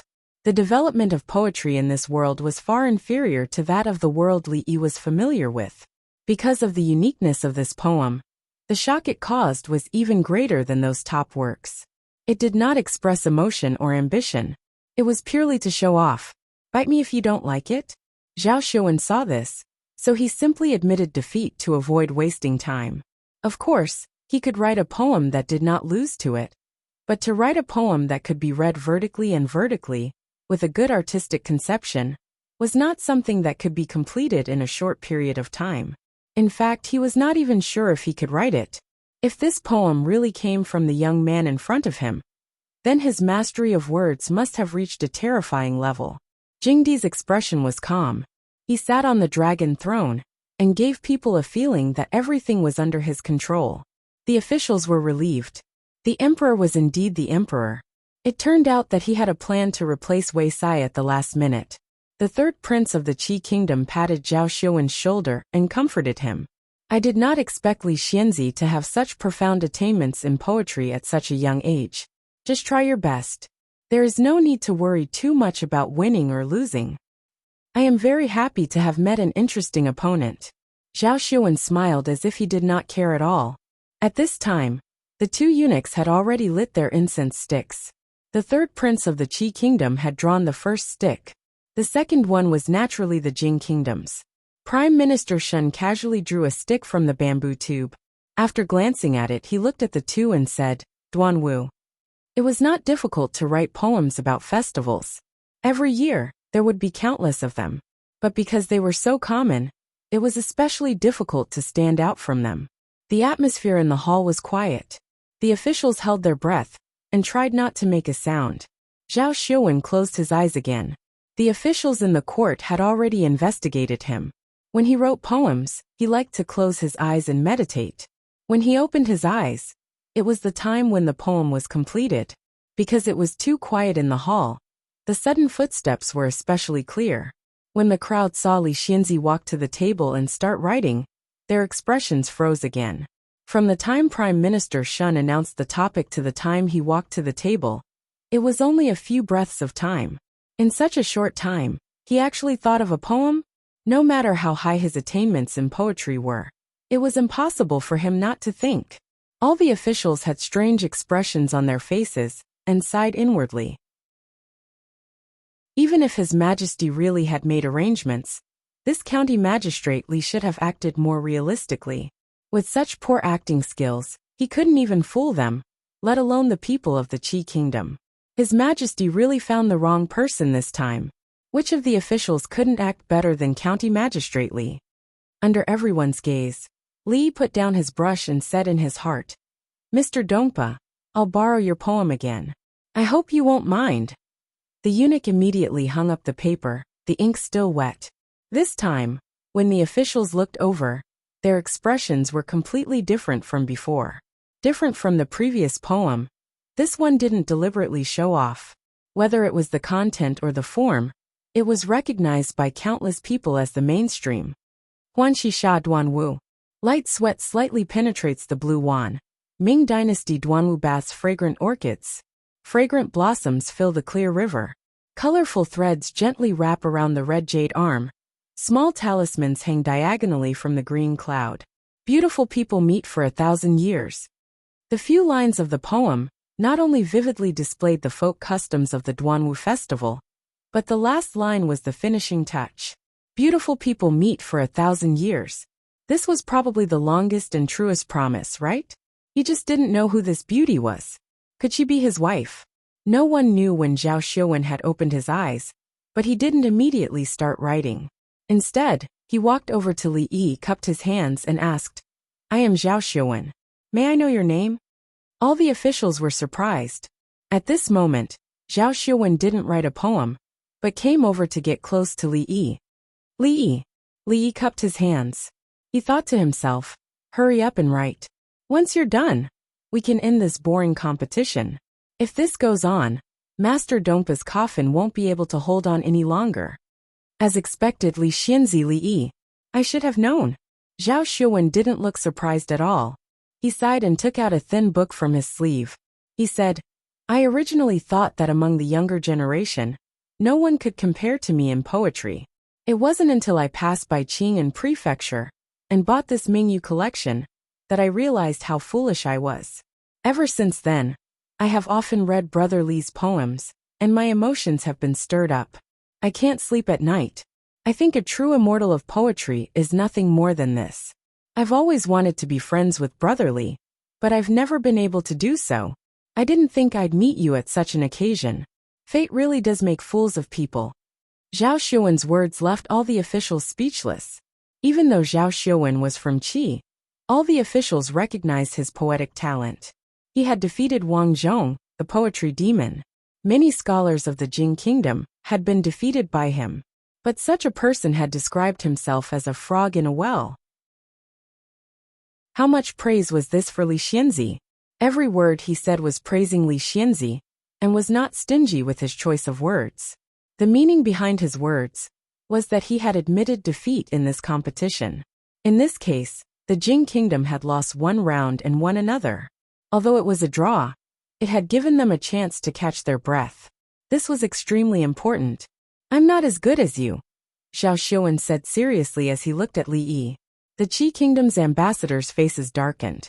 One of them was about to speak, but the third prince glared at him, and he swallowed his words.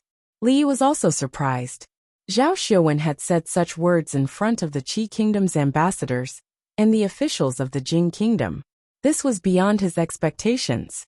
Had he met a fan, he had to admit that regardless of whether it was the third prince of the Qi kingdom or the person in front of him, even if they were from different camps, it was difficult for him to feel any ill will towards them. "Thank you for letting me win." Li Yi cupped his hands again. The Qi kingdom's third prince nodded his head at Li Yi. Then he lifted his head and said, "Your Majesty, we have lost this competition." From the beginning to the end, he had not asked a single question of Zhao Xiuwen. As the Qi kingdom's third prince's words fell, there was an immediate uproar in the court. No one had expected that this competition of poetry would have such an outcome. There was no judgment, no debate. Li Xianzi was direct and efficient. Zhao Xiuwen had admitted defeat twice, and won so easily. At a time when the people of the Jing kingdom were in low spirits, this victory was undoubtedly an uplifting event. The imperial court's reputation had been restored. Not long after, the officials walked out of the main hall. At the same time, news spread from the palace gates. Chapter 469. Li Yi, the Prince of Chang'an County, had always been a special figure in the imperial court. He was highly favored by the emperor. He was skilled in mathematics, Buddhism, and medicine. The divine punishment that he offered caused the Jing kingdom to no longer be weak in terms of military strength. When faced with the powerful Qi kingdom, they also had the ability to fight back. But at the same time, he was the first to beat a prince in the imperial palace in front of all the officials, disregarding the rules of etiquette. All along, the officials in the imperial court had different opinions about him. But this time, Even the officials who were close to the king of Shu had to praise him sincerely. Well done! Because the significance of this contest had already surpassed the contest itself. After several defeats, the prestige of the imperial court among the people had dropped significantly. If the imperial court were to lose 2 battles in a row in this kind of competition between countries, it was likely that the people of the world would be utterly disappointed in the emperor and the imperial court. This was also the objective that the people of Qi Kingdom wanted to achieve. Now Li Xianzi had slapped away their conspiracy with a resounding slap. Weren't the people of the Qi Kingdom good at writing poems? Now, even he admitted that he was far inferior to Li Xianzi. When he left, he even shamelessly asked the emperor for one of Li Xianzi's original poems. Who would dare to say that the Jing Kingdom was weak in the future? Outside the imperial palace, many people had been waiting in the distance since dawn. There were old and young people, men and women, but most of them were young. Confucian scholars made up the majority. There were students from the capital, and there were also people who had come from the neighboring counties. This was because what was going on in the imperial palace today was not only a competition between 2 people, but also a competition between countries. It was closely related to each and every one of them. They had lost a contest yesterday, so today's contest was particularly important. Most of them looked solemn and didn't talk. Occasionally, they glanced in the direction of the gate of the palace.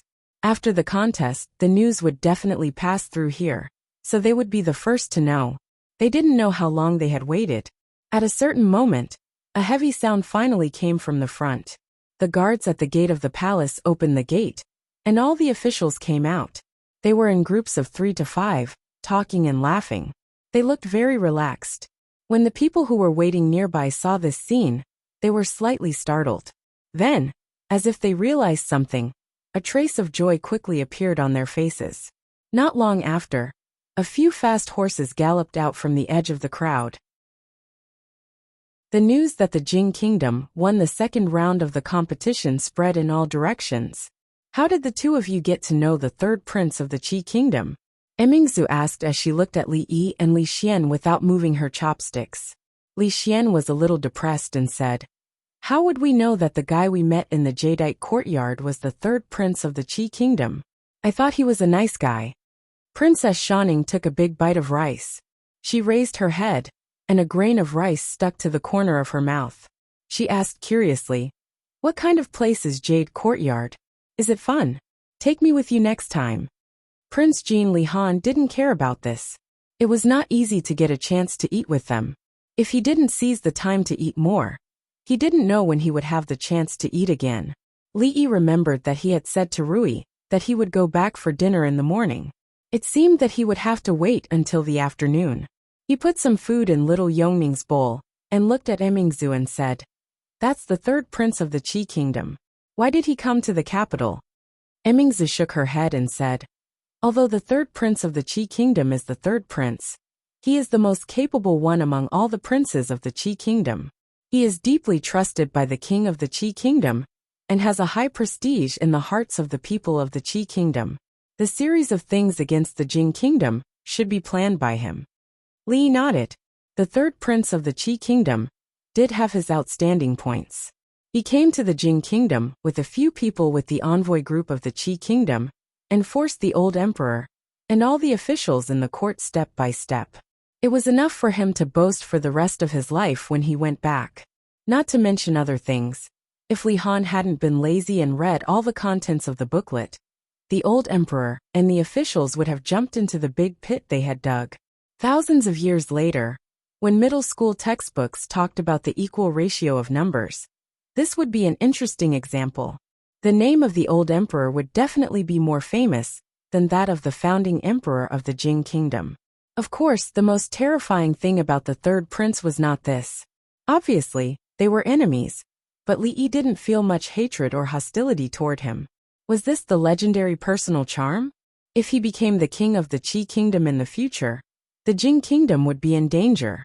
The king of Shu was an idiot who only knew how to hold parties. He couldn't be compared with that young man at all. If this went on, once the old emperor died, the Jing Kingdom would not be far from destruction. County Magistrate Li His Majesty wants to see you. The reason why Changde wasn't well liked was because he always appeared at the most inopportune time. Li Yi put down his chopsticks, touched Yongming's head and said, "I'll go out for a while. I'll be back soon." Then he stood up and walked straight outside. Changde had never seen him so straightforward.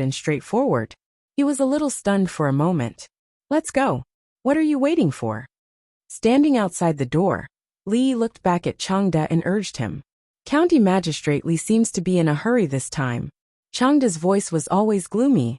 "Why do you think His Majesty wants to see me this time?" Li Yi asked curiously. Changde said indifferently, "How can servants like us know His Majesty's thoughts?" A eunuch who didn't know how to figure out His Majesty's thoughts was not a good eunuch. With Changde's intelligence, how did he climb to the position of Chief Chamberlain? Could it be that he got in through the back door? Could it be that His Majesty is so happy that he wants to reward me with something after winning the competition with the people of the Qi Kingdom? I don't want money this time. If I can become a duke, I can consider it.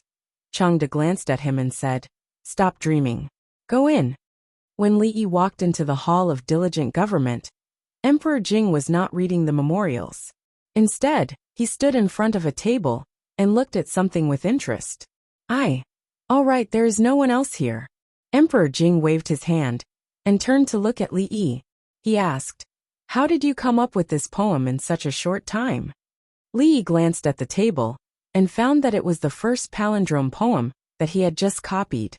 The second one had been taken away by Zhao Xuan in front of the officials. Li Yi thought in his heart that great layperson Su's coffin must be suppressed. He said, "Your Majesty, I don't know why, but when I saw the title, this poem suddenly appeared in my mind." Emperor Jing was stunned for a moment. He shook his head and said, "Forget it. Even Zhao Xuan said so. I think I have underestimated you. I promised you that if you can win this competition, I will allow you to take Yongning out of the palace for a month. An emperor does not go back on his words. When this matter with the Qi Kingdom is over, I will fulfill my promise." The old emperor still kept his promise. This was a good deal. As Li Yi was thinking this, he heard Emperor Jing ask again, "Are you familiar with the scriptures? If you were to go and debate with the great scholar of the Qi Kingdom, how confident would you be?" Li Yi was stunned for a moment and shook his head. "Your Majesty, you know that I only know a little about poetry. I really don't know anything about the scriptures. Otherwise, I would not still be a scholar. If Prime Minister Qin and so many great scholars could not do it, I would not be able to do it." Jing Di nodded his head. He was just asking casually. It would take at least 10 years to deeply understand the meaning of the scriptures, and if one really wanted to master it thoroughly, one would need to exhaust his entire life's energy. If even the grand scholar of the Hongwen school could not do it, then no one could win. In short, this time, he could not pin his hopes on Li Yi. "You can leave first. I let Yongning out of the palace to treat her illness. I will not use this as a condition. When this matter is over, I will reward you. I will take my leave." Li Yi cupped his hands and turned to walk out of the hall. Emperor Jing looked at his back as he left. A thoughtful expression appeared on his face. He suddenly said, 2 months. Li Yi's footsteps stopped. After a moment, he turned his head and asked doubtfully, "Your Majesty just said, what scriptures?" Chapter 470. The so-called debate of the classics is to use the scriptures as the topic. 2 people ask questions and 1 answers. The questions are all from the Confucian classics, and the person being asked has to explain the meaning within. These classics include, but are not limited to, the 13 classics. When Prime Minister Qin was young, he was famous in the capital city for his debate of the classics, but he was not as good as the great scholar of the Qi Kingdom. If you want to win, not only do you need to memorize the meaning of these classics, you also need to have your own understanding. Really 2 months? Li Yi asked again with some uncertainty. An emperor does not joke. Jing Emperor nodded with a faint smile. Li Yi touched his nose and pretended to be enlightened. "Your Majesty, I suddenly remembered that I seem to know a little about classics. You have to think about it carefully. Those classics are enough to fill half a room. The great scholar of the Qi kingdom has been studying classics all his life. Even the grand scholar of the Hongwen school may not be able to beat him in classics. If you lose, I will not punish you. I will allow you to take Yongning out of the palace. Just pretend that I never said anything. Li Yi secretly despised Jing Emperor. Just now he said that an emperor does not joke. In the blink of an eye, he wanted to go back on his words. If it were not for his identity, he would have spat at him with contempt. Rest assured, Your Majesty, it happens that I have some confidence in classics. Li Yi looked at Jing Emperor and said with a smile. Jing Emperor's face finally showed a trace of seriousness. Are you serious? 2 months. Your Majesty is also serious? Li Yi said again.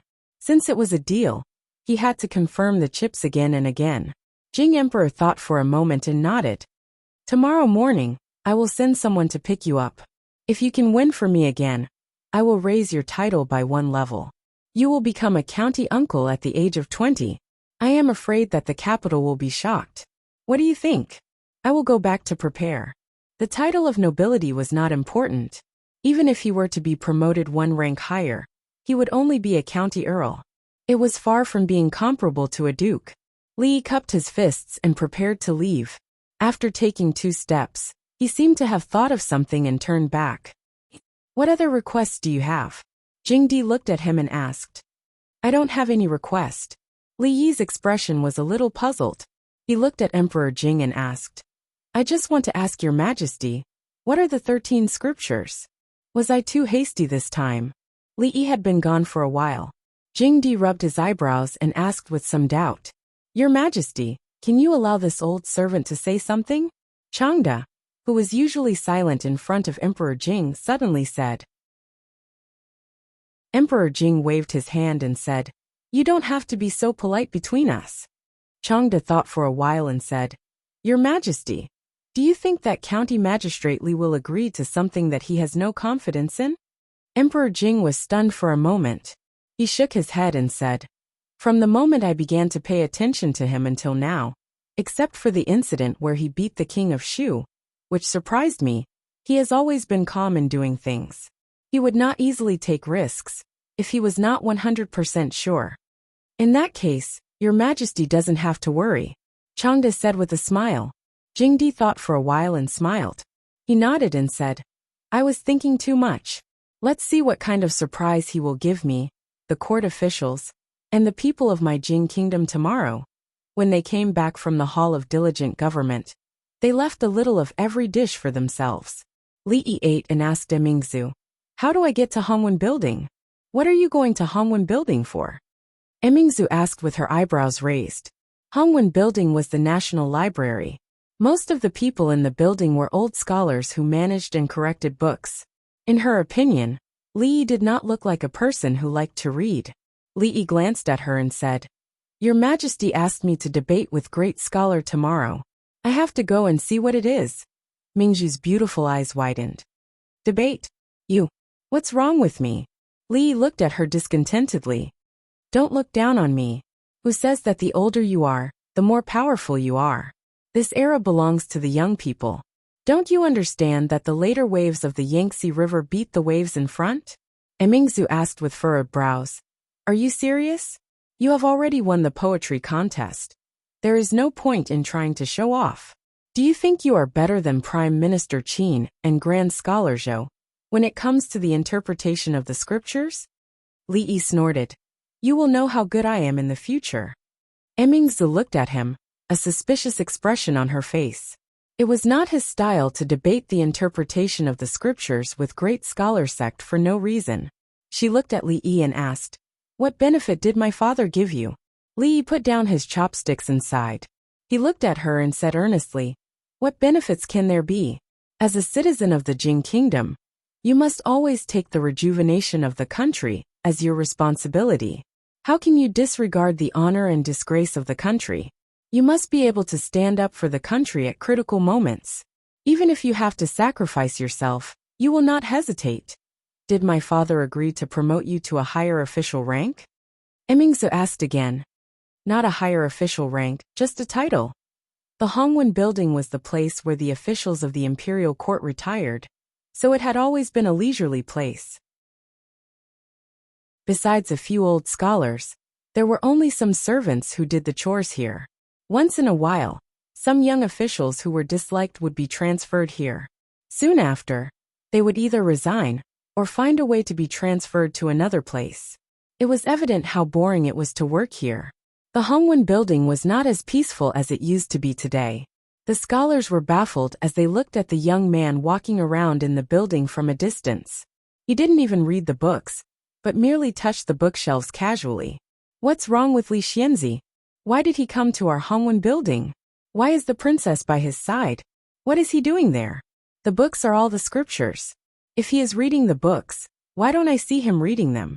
Is it possible that he can memorize all the contents of the books by touching them casually? I'm not sure. It's said that this Li Xianzi suffers from some kind of hysteria. It looks like the rumor is true. We shouldn't provoke him otherwise. Thinking of the miserable fate of the king of Shu, the scholars immediately retreated more than 10 steps. What are you doing? Emingzu, who was standing beside Li Yi, couldn't help but ask. What are you doing? You don't understand. The competition is tomorrow, so I need to familiarize myself with it today. As Li Yi spoke, he picked up another book. At the same time, a book appeared out of thin air on the bookshelf in his mind. Li Yi put down the book and picked up another one. Familiarize, familiarize. Li Mingzhu looked at him and shook her head helplessly.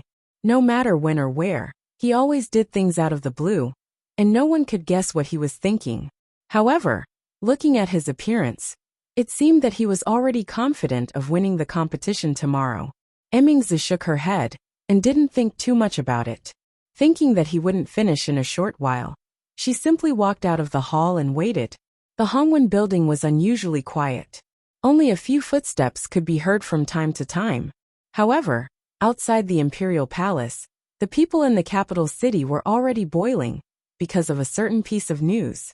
Li Xianzi had defeated the Qi kingdom in the poetry competition today and won back some ground for the Jing kingdom, which made the people in the capital city heave a sigh of relief.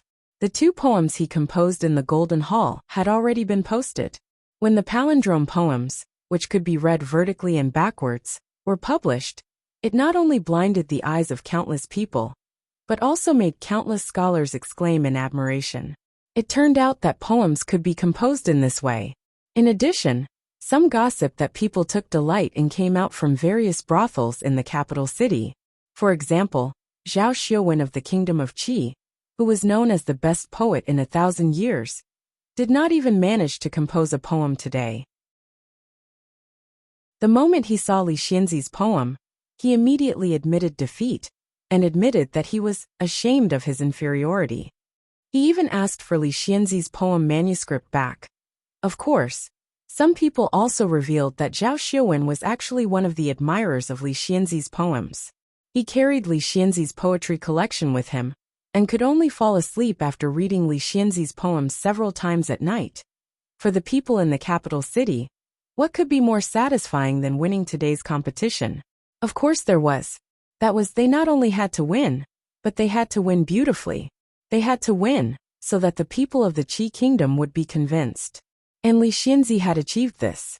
On this day, the haze and worry on the faces of the people in the capital city was swept away. There was no longer any depression in their hearts. On this day, the brothels in the capital city were almost full. Scholars and scholars recited poems and tried their best to release their passion. On this day, countless girls in the boudoir were holding a copy of the collection of the Bright Moon. They copied the latest poem, the Duanwu of the Huanxi Sha, and their faces were flushed as they recited the words "Beauty meets for 1,000 years." On this day, Li Yi, the county magistrate of Chang'an, became famous in the capital city. Chapter 471. Are you still there? In the backyard of the Jade's courtyard, Fong was squatting on a stone. He hadn't heard any sound for a long time, so he asked. After a while, he heard light footsteps again. The girl said apologetically, "I don't know what happened today, but there are a lot of guests in the courtyard. I'm very busy, so I can't talk to you here." Fong smiled and said, "It's okay, you can go. I have to go back. Then tomorrow, I'll wait for you here tomorrow, the girl said quickly, and the footsteps gradually went away. Fong stood up, patted the dirt on his butt, and went back to the street. When he passed by the butcher's shop, he remembered that his wife liked to eat high-quality pork belly. She had been talking about it for several days. He walked to the front of the shop and asked the butcher, "Is this meat fresh?" The butcher was also a man with a fierce face. He patted his chest and said, "Customer, don't worry. This meat was just killed this morning. It can't be any fresher." Fong nodded. "Give me 3 caddies of pork belly." "Okay." The butcher grunted in acknowledgement. He used a boning knife to cut the meat a couple of times, and then wrapped the meat with a lotus leaf and tied a rope. He said with a smile, "3 caddies, 6 tails. Dear customer, please take it. I'll take a small change and count it as a silver coin." Naturally, old Fong was not short of money. In fact, although it was difficult to buy a big house in the capital, he had saved a lot of money during this period of time. He could marry 10 wives and still have a lot of money left. He could be considered a wealthy family. However, when he touched his waist, he realized that he had left in a hurry this morning and did not bring a single coin with him. The butcher saw this and guessed that he didn't bring money. He smiled and said, "Customer, did you forget to bring money? It's okay. You can take the meat first. You can pay for it next time." Fong smiled and asked, "Aren't you afraid that I'll go back on my words?" The butcher laughed and said, "That won't do. You come here every day, and I don't think you're that kind of person. Besides, I'm in a good mood today. If you really want to renege on your debt, I'll give this meat to you. You're just a butcher. What's there to be happy about? Is your wife pregnant?" Old Fong took the meat and didn't refuse. He casually asked, "Alas, I still haven't gotten my wife." The butcher sighed, and then thought of something else.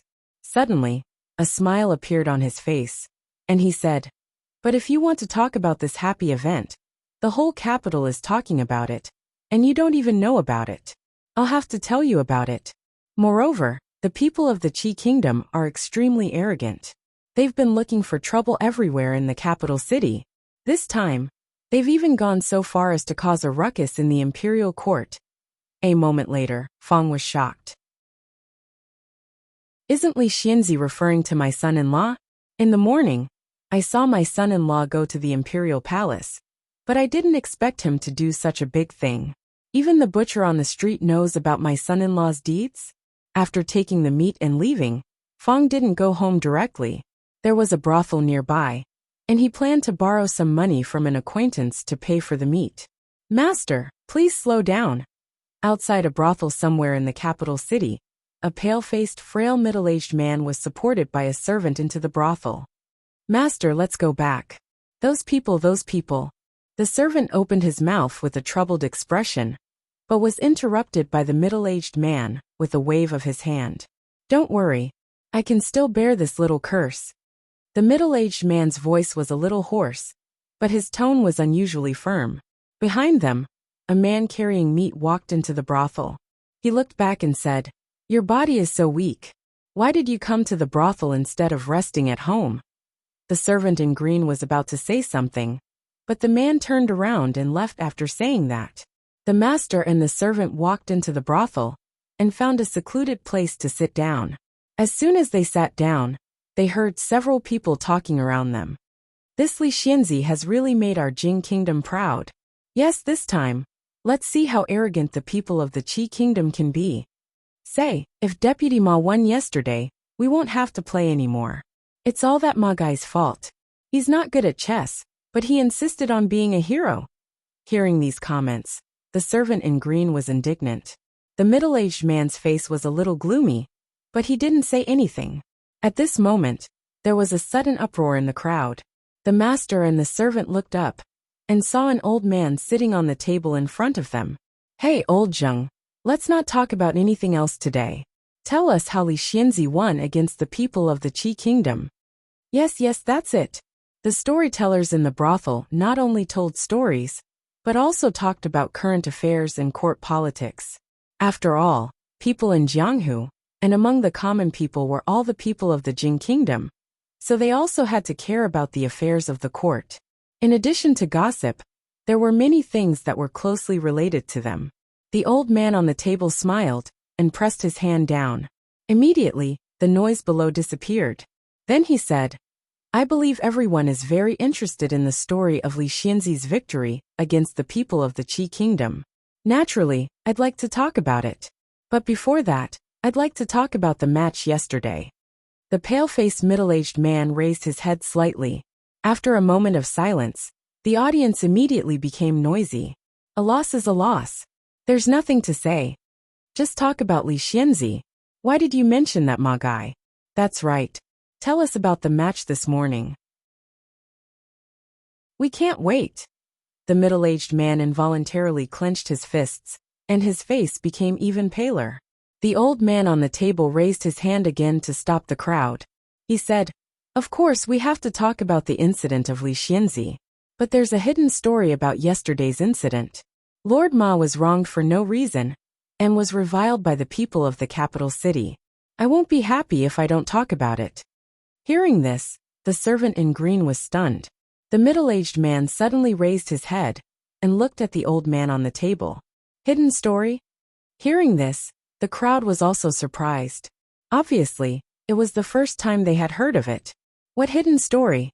Did the people of the Qi Kingdom play tricks in yesterday's match? Tell us, tell us. Amidst the urging of the crowd, the old man slowly said, Everyone thinks that Deputy Ma lost to the nameless old man of the Qi Kingdom, but they don't know that the nameless old man is known as the chess soul. He's the true #1 chess player of the Qi Kingdom. This time, he hit his name to deal a heavy blow to the morale of the Jing Kingdom. Even the chess saint Bai Yu was defeated by him. Who else could win? But since the people of the Qi Kingdom have issued a challenge, if no one steps forward, doesn't it mean that the Jing Kingdom has no one capable? Deputy Ma knew that he might not be able to win, but he still stepped forward at this time. Doesn't he know what kind of infamy he'll have to bear if he loses? But he still stepped forward, because if even he cowers at the back, there's really no hope of winning this match. It's not terrible to lose. We'll win it back eventually. But if no one in the entire capital city takes up the challenge, how will the people of the Qi Kingdom mock our Jing Kingdom? The old man spoke with fervor and assurance. The brothel was extremely quiet. The green-clothed servant's face was filled with joy. The middle-aged man's face was abnormally rosy, and his hands were trembling slightly. Everyone's expressions changed from doubt to astonishment, and then to anger. Many of them even had expressions of deep shame on their faces. What? Is that true? That old man is actually so powerful. I thought he was just an ordinary old man. Yeah, if no one steps forward, I'm afraid we'll be even more ridiculed. We've wronged Deputy Ma. Damn it, the people of the Qi Kingdom are so shameless. If that's the case, Deputy Ma, sigh, I shouldn't have scolded him. No one doubted the authenticity of the old man's words. After all, although the brothel had opened not long ago, not only did it have exciting stories and plays, it had never made a big fuss about important matters. It was unlike other brothels that relied on making money by flaunting all kinds of untrue information. It could be considered a brothel with a conscience. After that, thinking about how they had scolded Deputy Ma for the past 2 days, the crowd naturally felt apologetic towards him. When this matter began to spread throughout the capital city, the crowd also learned of the truth of this matter through countless channels. The people of the capital city gathered in groups in front of the Ma mansion to apologize. The winds in the streets changed abruptly. Within a day, Deputy Ma turned from a national sinner to a national hero.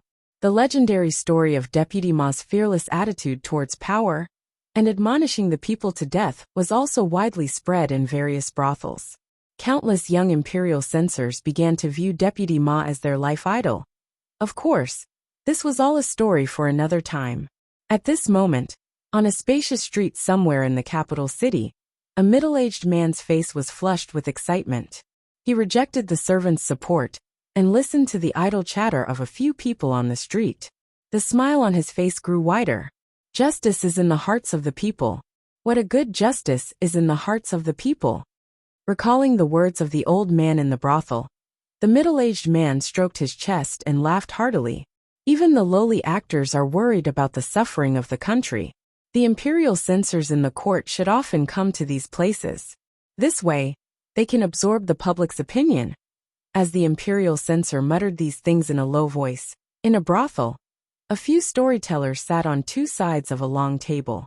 At the head of the table, Old Sun slowly said, "Storytelling is not only about telling stories. We need to live up to our conscience. We can't follow the crowd and be influenced by rumors. The more it is at this time, the more we need to spread the truth. This way we can gain the trust of the customers. Your Highness, I don't know why, but within half a day, the winds in the marketplace have suddenly changed. I'm afraid our plan will have to be put on hold." In a luxurious courtyard in the capital city, a middle-aged man in a blue robe spoke respectfully to a young man standing in a pavilion with his hands behind his back. "It's fine. That matter was just a chess piece I made in my spare time. I don't know when it will be used. If it fails, then it fails. It doesn't matter." The handsome young man turned his head and sighed. "However, I have to admit that they have greatly exceeded I's expectations. This is indeed the capital city of the Jing Kingdom. The wisdom of its people is far beyond that of other places." A look of regret appeared on the middle-aged man's face. At this moment, the young man spoke again. "How is the investigation on that matter going?" The middle-aged man's face turned solemn. "Your Highness, everything has been investigated. That Chang'an County Magistrate Li Yi is the one who created Tianfa. He is also the person that the young prince of the Jing Kingdom mentioned. First, Tianfa caught us off guard and caused us to lose 2 cities. The general who supports the state almost died in front of His Majesty as an apology. Today, he defeated Zhao Xiuwen, causing our plan to be put on hold. This Li Yi is the bane of the Qi Kingdom. It was undoubtedly difficult for the people of Qi to obtain information in the capital city of the Jing Kingdom. However, seeing that the third prince valued that person, the middle-aged man even used a spy that had not been used in the capital city of the Jing Kingdom for many years. At this moment, he revealed everything he knew. The young man nodded and said, "I originally thought that he had only created Tianfa.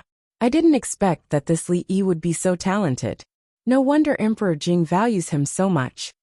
A cold light flashed across the middle-aged man's face. In a low voice he said, "Your Highness, with this person around, he will always be a great threat to us. Should we?" The third prince of the Qi Kingdom waved his hand and said, "Don't always think of solving problems in this way. Even Xiuwen has praised him. I have never seen him praise someone so much in poetry. Tianfa has also caused us great trouble. Poetry, writing, medical skills, Tianfa such a genius. Why was he not born in the Qi Kingdom? You just said that he has enmity with the eldest grandson of Prime Minister Qin of the Jing Kingdom, and the King of Shu?" The third prince of the Qi Kingdom looked at him, and suddenly asked. The middle-aged man nodded and said, "Yes, this Li Yi has deep enmity with the eldest grandson of Marquis Qin, and the King of Shu. Just a few days ago, in the imperial palace, he beat the King of Shu into a coma in front of all the civil and military officials.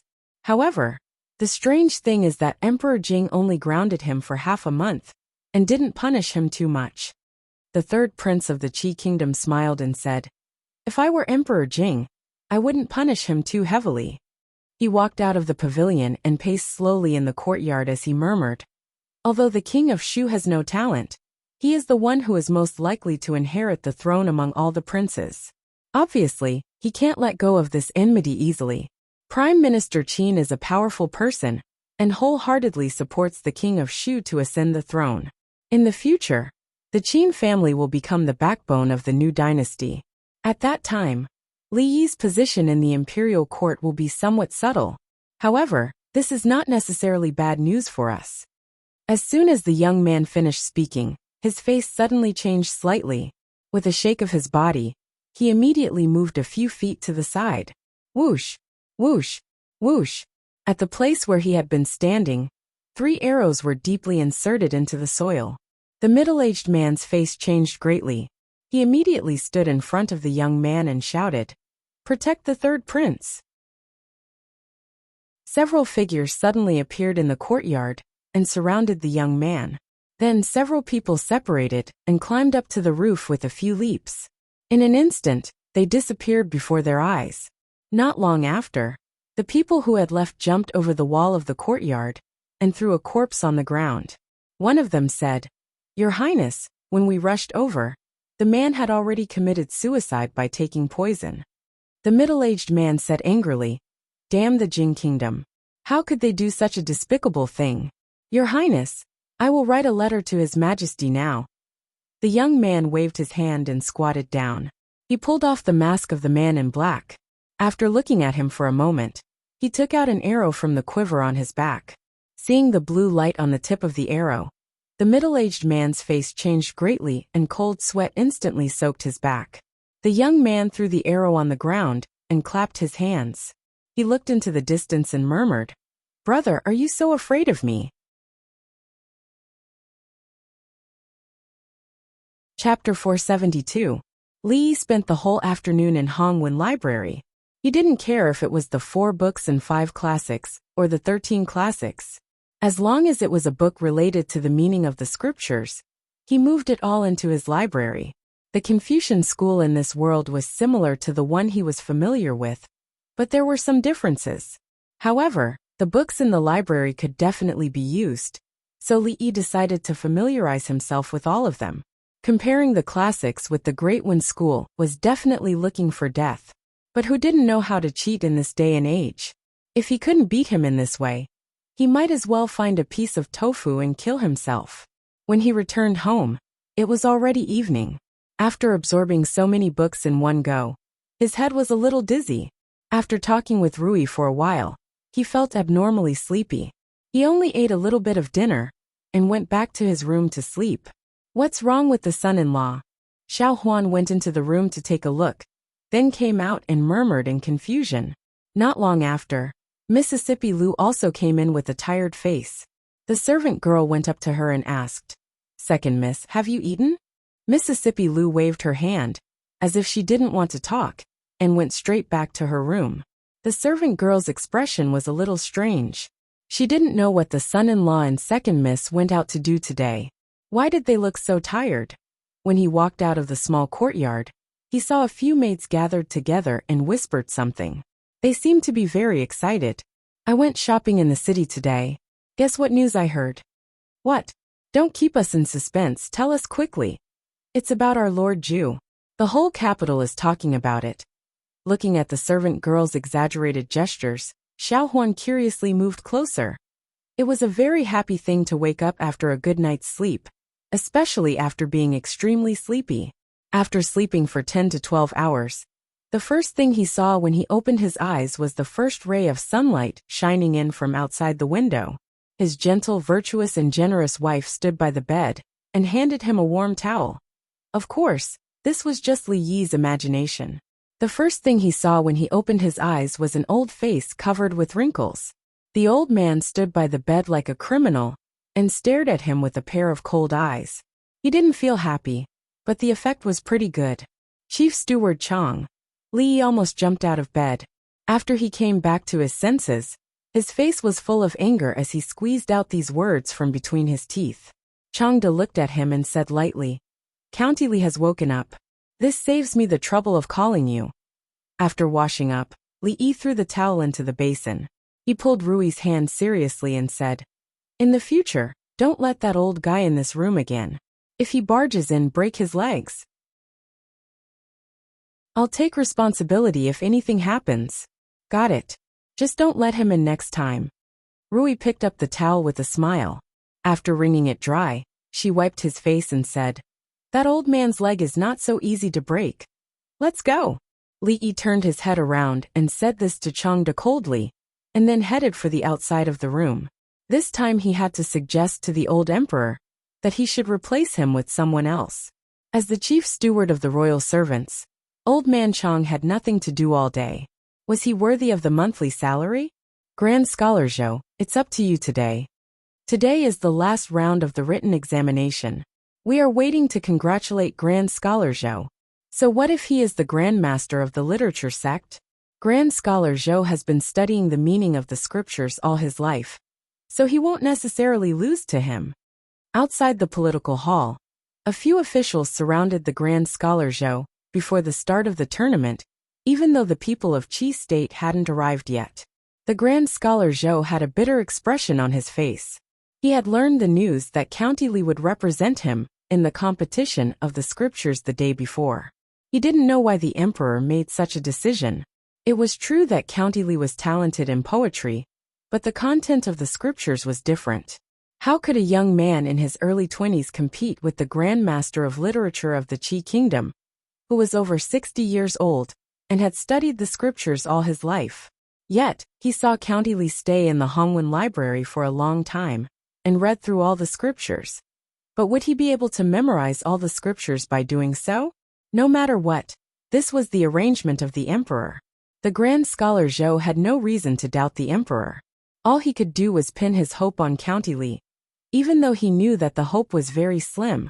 So slim that it was almost impossible to see it.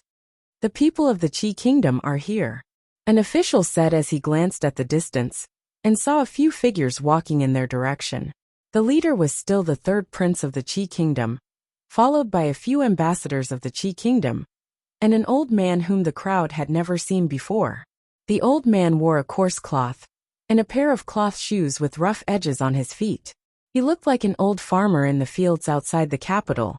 As soon as Prime Minister Qin saw this old man, an unnatural expression flashed on his face, and a few scholars standing among the officials showed a hint of embarrassment on their faces. It was this ordinary-looking old farmer who had defeated all of them in the competition of the scriptures. If the Grand Scholar Zhou were defeated by him today, County Li would be in a bad mood the day before. It would be meaningless to win the poetry competition with great difficulty. The third prince said something to the old man with a smile on his face. The old man didn't show any expression on his face, but the ambassadors of the Qi Kingdom, behind the two of them, seemed to be quite arrogant. What happened the day before was merely an accident. Though the Jing Kingdom was delayed by 1 day, it was merely a delay in tasting the defeat. With the old master here today, if they weren't afraid of being beaten to death, they would ask the emperor and the chancellors of the Jing Kingdom loudly, "Who else is there?" Not long after the ambassadors of the Qi Kingdom arrived, Emperor Jing appeared in front of the crowd. Seeing the officials walking into the hall one after another, Li stood up in a corner and clapped his hands, saying, "I'm done. The competition is about to start." The princess Shaning threw away the branch in her hand and stood up angrily as well, saying discontentedly, "You cheated. I was about to win." Li curled his lips and pointed to the entrance of the hall, saying, "You can see for yourself if you don't believe me. Your father the emperor is here. It's not good to be late." Having said that, Jing Jie walked toward the political hall while holding Yongming's hand. What a joke! As a man, he didn't need to play the game of wolf-eating sheep with a 10-year-old girl. Did he need to cheat? Did he? The Princess Shaning stomped her foot angrily and followed up after the Jing Jie after glaring at the back of Li Yi. Now that the ambassadors of the Qi Kingdom have arrived, let's start the third round of the written examination. After a eunuch announced the rules of the competition, Emperor Jing didn't say anything more and announced the start of the competition. The old man of the Qi Kingdom stepped forward, and all the chancellors of the Jing Kingdom looked at the Grand Scholar Zhou. The Grand Scholar Zhou lowered his head, looking at the ground with his eyes focused on his nose and his heart. Emperor Jing glanced in a certain direction and said, "Though we are debating the scriptures today, this old master is a great scholar no matter what. Li Xianzi, don't be too impolite." Li curled his lips. Respecting the old and caring for the young was the traditional virtue of the Chinese people. Did he look like someone who would be impolite? No sooner had the Emperor Jing said this than the third prince of the Qi Kingdom showed a hint of bewilderment on his face. The ambassadors behind him hadn't come back to their senses yet either.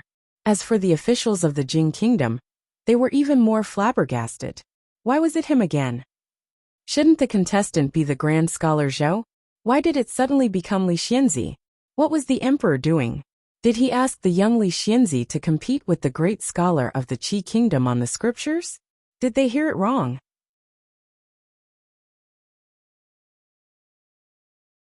Chapter 473. Seeing the young man walking out from the crowd, The old man of the Qi kingdom finally showed a hint of emotion on his calm face.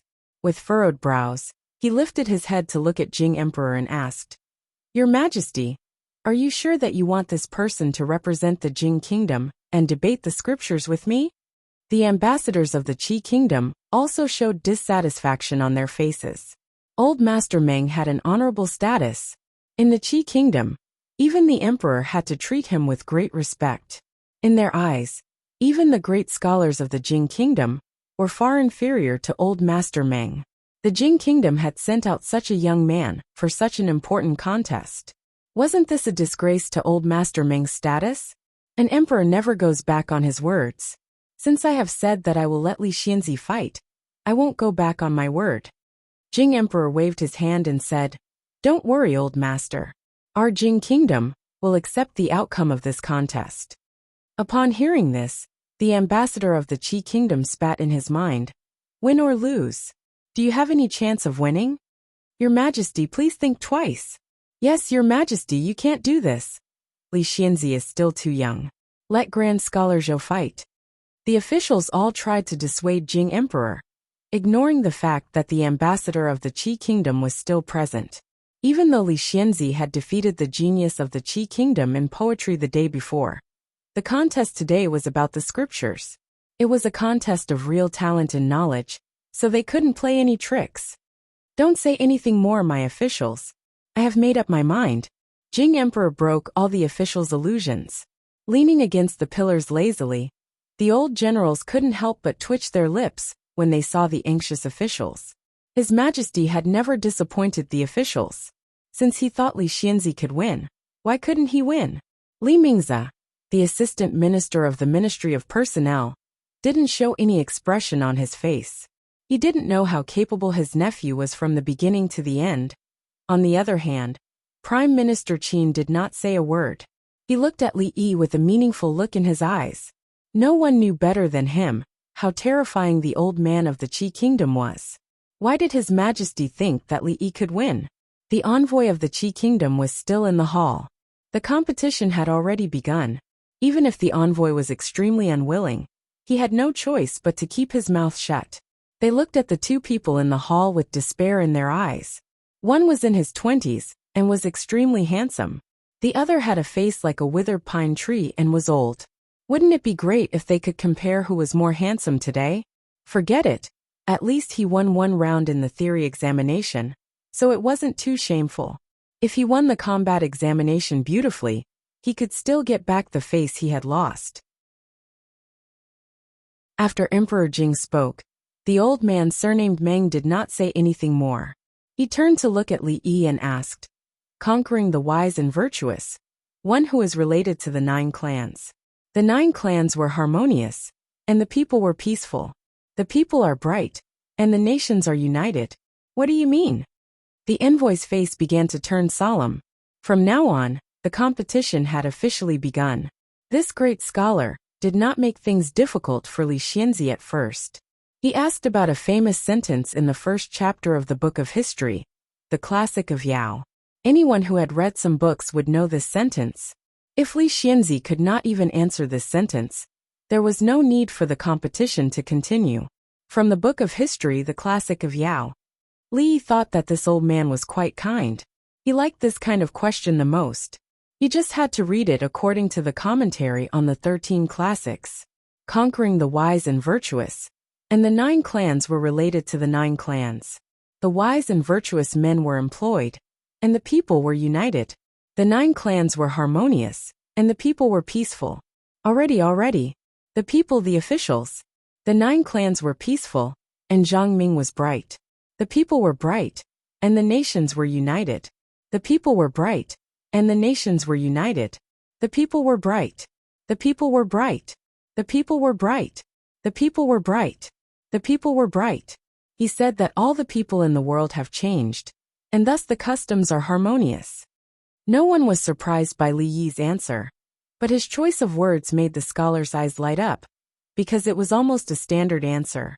It was not strange for a well-read scholar to give such an answer, but it had a different meaning when it came from the mouth of a young man. At least they knew that Li Xianzi's attainment in the classics was much better than they had imagined. The old man surnamed Meng nodded with a trace of appreciation on his face, but he did not speak again. The answer of the young man in front of him was really impeccable. Whether it was the interpretation or the choice of words, he could not find any fault. Li was naturally familiar with the rules of the competition. If the old man did not ask, it was his turn. Since the old man had been so kind to him, he naturally would not make things difficult for him. So he asked, "The Marquis of Qi is happy, and the wife of the Jiang family is happy."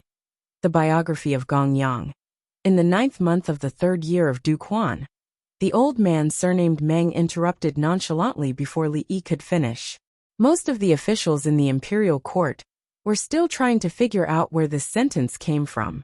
Hearing this, they lifted their heads and looked at the old man of Qi Kingdom in surprise, feeling quite surprised. How familiar was this great master of literature with the 13 scripts? The grand scholar Zhou shook his head. The 13 scripts were very important scriptures, and this great master of literature of Qi Kingdom must have memorized every sentence in them, so it was not difficult for him to understand them. The Marquis of Qi is happy, and the wife of the Jiang family is happy. From which page, paragraph, and line of the biography of Gong Yang? Looking at the old man surnamed Meng, Li Yi thought to himself, "How dare you show off?" The expression on the face of the old man surnamed Meng froze. He had already thought of what he would ask next, but now the words were stuck in his throat. The grand scholar Zhou opened his mouth wide, and the officials opened their eyes wide. They couldn't believe their ears. Could the book debate be asked in such a way? The Jing emperor shrank his body a little behind the dragon chair. He reached out his hand and rubbed the center of his eyebrows, covering his face in the process. Before the incredulous expression of the 3rd prince of Qi Kingdom faded away, a representative of the Qi Kingdom had come back to his senses. He stepped forward and exclaimed, "It's outrageous. What kind of question is this? Can't I?" Li Yi didn't pay attention to the representative of the Qi Kingdom. He turned his head to the eunuch who had announced the rules, asking, "Is there a rule that says I can't ask this question?" The eunuch was taken aback for a moment, and then shook his head, saying, No. As long as the question is included in the meaning of the script, it's fine." The officials eyed each other in bewilderment. Of course, there was no such rule, but they were all scholars, and they cared about their dignity. Who would ask such a question? It was meaningless to ask such a question.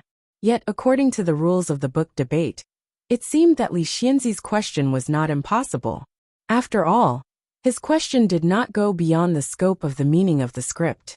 If he really had a deep understanding of the 13 scriptures, he might be able to answer this question.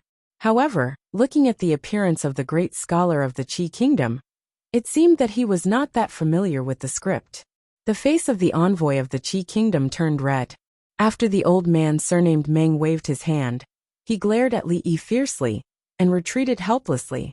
The old man surnamed Meng looked at Li Yi and said, "I really don't know your question. However, can you answer this question?" The officials had a strange expression on their faces. The great scholar might have been confused by Li Xianzi's question. Since Li Xianzi could ask such a question, how could he be unprepared? It seemed that His Majesty had sent Li Xianzi up this time, because he had expected such a scene. It was difficult to win directly, so he resorted to a strange tactic. His Majesty was indeed His Majesty. "Old sir, is this the second question?" Li looked at the old man surnamed Meng and asked. The old man said nonchalantly, "If you can't even answer your question, then according to the rules, I won't lose." Li nodded and said, "The Marquis of Qi is in Huan, and the wife of Jiang is in Qi." From the 8th page, the 6th paragraph, the 3rd line of the biography of Gong Yang. In the era of printing, it was undoubtedly extremely difficult to write a biography. Some great Confucian scholars couldn't even write a book in their lifetime. Although these Confucian classics had been passed down for hundreds or thousands of years, they didn't have dozens or hundreds of editions like the later generations. The people of the Jing Kingdom and the Qi Kingdom actually read the same biography of Gong Yang. Therefore, there was only one answer to Li Yi's question. A eunuch had already brought the biography of Gong Yangzhuan, and the grand scholar Zhou confirmed that Li Xianzi's answer was correct. The old man had thought that since Li Yi could ask such a question, he would be able to answer it as well. He felt a bit angry that a great scholar was humiliated by a junior. He asked Li Yi, "In that case, tell this old man the relationship between father and son on the inside, and the relationship between the king and his subject on the outside. It's the most important thing for human beings. The kindness of father and son, the respect of the king and his subject. Which book, which page, and which line?" The officials sighed in their minds. Though Li Xianzi's tactic was ingenious, he could only use it once. If his opponent asked the same question, he wouldn't be able to answer it. The envoy of the Qi kingdom showed a contented expression. So what if Li Xianzi resorted to a strange tactic? It was no different than shooting himself in the foot. After some thought, Li Yi said with a smile, "The biography of Gong Sun Chou, page 12, paragraph 5, line 13. The old man surnamed Meng was expressionless, but the officials sighed in their minds. Even if Li Xianzi could come up with a random answer, he would be denied later, and it would be of no use. Fortunately, the Hongwen house was not far from the political hall. Soon, a eunuch brought the book of Meng and handed it to the grand scholar Zhou. Shaking his head, the grand scholar Zhou said after turning a few pages, "The biography of Gong Sun Chou, page 12, paragraph 5, line 13, line 12, line 5, line 13, is the relationship between father and son, the king and his subject on the outside. It's the most important thing for human beings. The kindness of father and son, the king and his subject, the king and his subject." The grand scholar Zhou had finally realized something. He raised his head abruptly and stared at Li Yi, breathing rapidly.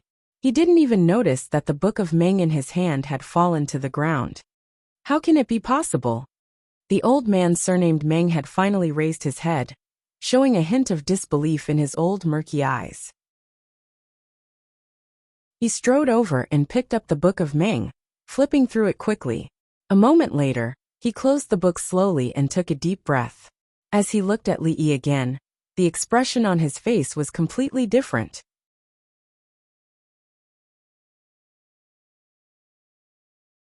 Chapter 474. It suddenly became quiet in the imperial court, so quiet that one could hear a pin drop. Li Xianzi was able to tell the exact position of the sentence in the legend of Guiying the first time, because he had prepared for it. But how could he tell the problem of this scholar of Qi kingdom accurately the second time? The officials didn't think that Li Xianzi had memorized all the scriptures by heart, so much so that he could recite from which page and from which line. Nobody could do this, not even the grand scholar Zhou, and not even the Grand Master of Literature of Qi State. The officials glanced at the old man surnamed Meng, wondering if Li Xianzi had colluded with this old man. If so, it would explain why the emperor suddenly replaced Grand Scholar Zhou with Li Xianzi. Yet was it so easy to bribe this old man? While the officials were feeling doubtful, the Emperor Jing was not calm either. The reason he chose Li Yi was because he trusted Li Yi. In fact, he didn't believe that Li Yi could compete with the scholar of Qi Kingdom in the scriptures. Only Li Xian was leaning against a pillar next to the old general, idly counting the number of birds that flew across the sky in front of the palace. No matter who it was, to compete with Li Yi would be foolish if they weren't. The moment he agreed to compete with the scholar of Qi Kingdom, his opponent had already lost. "You have indeed surprised this old man." The old man surnamed Meng had finally gotten serious when he looked at Li Yi. Li Yi, on the other hand, was wondering when the competition would end. There was no point in asking about it. Did it have to end only when one side admitted defeat? If this old man was shameless, he wouldn't be able to go home for breakfast in the morning. "Is it my turn to ask?" Li Yi asked the old man. The old man surnamed Meng narrowed his eyes and nodded. In the 3rd year of Emperor Wu of Qi's reign, Wei Jing, the left prime minister, used the excuse that women were disrupting the governance of the country and asked Emperor Wu to abolish the empress. When Emperor Wu and his subjects submitted their reports, Emperor Wu only said one sentence, and Wei Jing was convinced and never mentioned the matter again. Li Yi looked at old man Wei and asked, "How did Emperor Wu respond to Wei Jing?" The third prince of the Qi kingdom was taken aback. Then his expression changed slightly. Among the officials, many of them changed their expressions. What was wrong with Li Xianzi? Why did he ask about the affairs of the Qi kingdom? Wasn't it obvious that he was asking about the Qi kingdom? Nonsense. The old man surnamed Meng frowned and said, "In the 3rd year of Emperor Wu's reign, the Qi kingdom was founded not long ago. Empress Wenjing is a virtuous woman. How can there be chaos in the government?" Ahem, Lord Meng. Li Xianzi didn't make irresponsible remarks. It's true. The third prince of the Qi kingdom coughed lightly and said. The old man surnamed Meng frowned even more and asked, "Why hasn't this been recorded in the history books? Which scripture did it come from?" "This is a secret of the royal family. All the books related to it have been destroyed. It's normal that Lord Meng doesn't know about it." The third prince of the Qi kingdom shook his head and said, "Lord Meng, you don't need to ask anymore. Let's continue." In the Zhengli Hall, the ambassadors of the Qi kingdom and the officials of the Jing kingdom finally saw the most unique debate they had ever seen in their lives. According to the usual procedure of the debate, one side would ask questions and the other side would answer. Then, the one who asked the question would take advantage of the other side's loopholes to attack. The scene was fierce and spittle flew everywhere. In the end, one side would be speechless and admit defeat. However, the situation today was completely different. Li Xianzi never asked the great master of literature to explain the meaning of the scripture, nor did he ask strange questions like in the beginning. But his questions were more tricky. A great master of literature couldn't answer the questions he asked. So how could he explain the scripture? Even the grand scholars of the Hongwen school suspected that Li Xianzi had fabricated the scripture. However, when the eunuch found the original text in the Hongwen school, they could only look at him as if he was a monster. He could even remember such an obscure scripture. Even if the great master of literature had a good memory, it was impossible for him to remember all the scripture for thousands of years. At this time, he could only suppress his anger in his heart and ask more and more incisive questions. The great scholars in the court all frowned. However, the result also surprised them. No matter how the old man surnamed Meng asked, Li Xianzi always gave perfect answers. So perfect that the old man couldn't find any loopholes to attack. The whole debate was orderly. The old man surnamed Meng asked questions, and Li Xianzi answered. Li Xianzi asked questions, and the old man surnamed Meng couldn't answer. After a few rounds, the old man surnamed Meng couldn't keep calm anymore. The expressions on the faces of the envoys of the Qi state were as if they had seen a ghost. The scene that they had witnessed today had a huge impact on them. Their old master had been firmly suppressed by that young man from the beginning to the end. What else did he not know? On the other hand, the officials of the Jing kingdom looked relaxed. If they had known that Li Xianzi was so powerful, they wouldn't have worried for so long. Judging from the appearance of the great master of literature of the Qi kingdom, it was only a matter of time before he admitted defeat. The third prince of Qi kingdom revealed a look of astonishment. He looked at the old man who had once again sunk into deep thought because of Li Yi's question. He walked to the old man's side and whispered, "Old Meng." After a long time, the old man surnamed Meng raised his head and said in a low voice, "I've lost." There was no resentment or unwillingness in his voice. He had indeed tried his best. But how could the young man in front of him be so familiar with the scriptures that it was shocking? Even though he had studied the scriptures for decades, he was still far from being able to match up to him. He even had a feeling that he wasn't facing a person, but the great master of literature hall of the Jing kingdom. I didn't expect the Jing kingdom to have such a young and outstanding talent. I admit defeat. At this point, the old man surnamed Meng didn't continue the debate. Since the young man's answers left him with no room to argue, how could he continue the debate? "Thank you for letting me win," Li said, cupping his hands. He had thought that the Great Confucian debate would be high-end and impressive, but he didn't expect it to be like this. It was an open-book exam, and the answers to all the questions could be easily found in the books. However, what Li Yi didn't know was that today's so-called scripture debate had not only exceeded his expectations, but it had also exceeded everyone's expectations. It had simply created a new era of scripture debate. In the future, when the great Confucian scholars discussed this matter, they could not help but sigh. Perhaps it was Li Xianzi who had caused the chaos in the study of scripture debate today. The old prince's task had been successfully completed. Just as Li Yi was about to leave, the old man surnamed Meng suddenly asked, "What did the martial emperor say to Wei Jing?" "Old sir, do you really want to know?" Li Yi looked at him with a strange expression. The old man surnamed Meng wasn't the only one who wanted to know. Even Emperor Jing and the officials were intrigued by Li Yi's words and looked at him one after another. "I'm all ears," the old man surnamed Meng said with a nod. "If you say another word, I'll cut off your dog head," Li Yi said with a smile. The third prince of the Qi kingdom opened his mouth slightly. After a moment he shook his head and could only smile bitterly.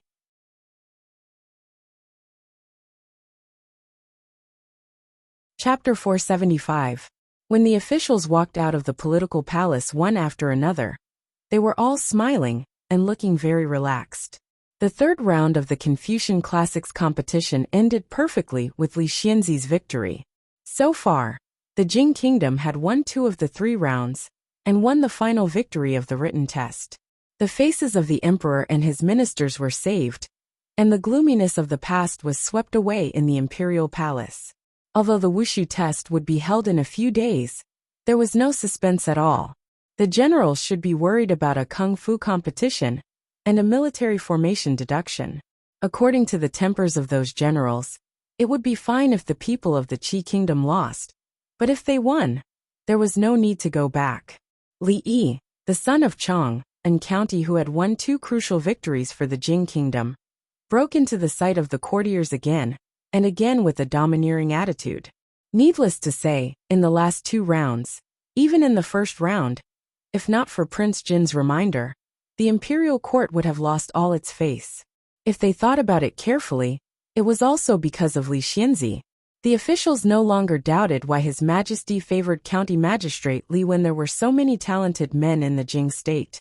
Even when he beat up the prince, it was only a punishment that was loud and small. In the situation where the situation was obviously deteriorating, he single-handedly turned the tide. Who else in the Jing state could do this? His Majesty's ability to judge people was still beyond their reach. If not for the incident with the King of Shu, Li Xianzi's future would be bright. But unfortunately, the officials of the King of Shu no longer simply hated Li Xianzi.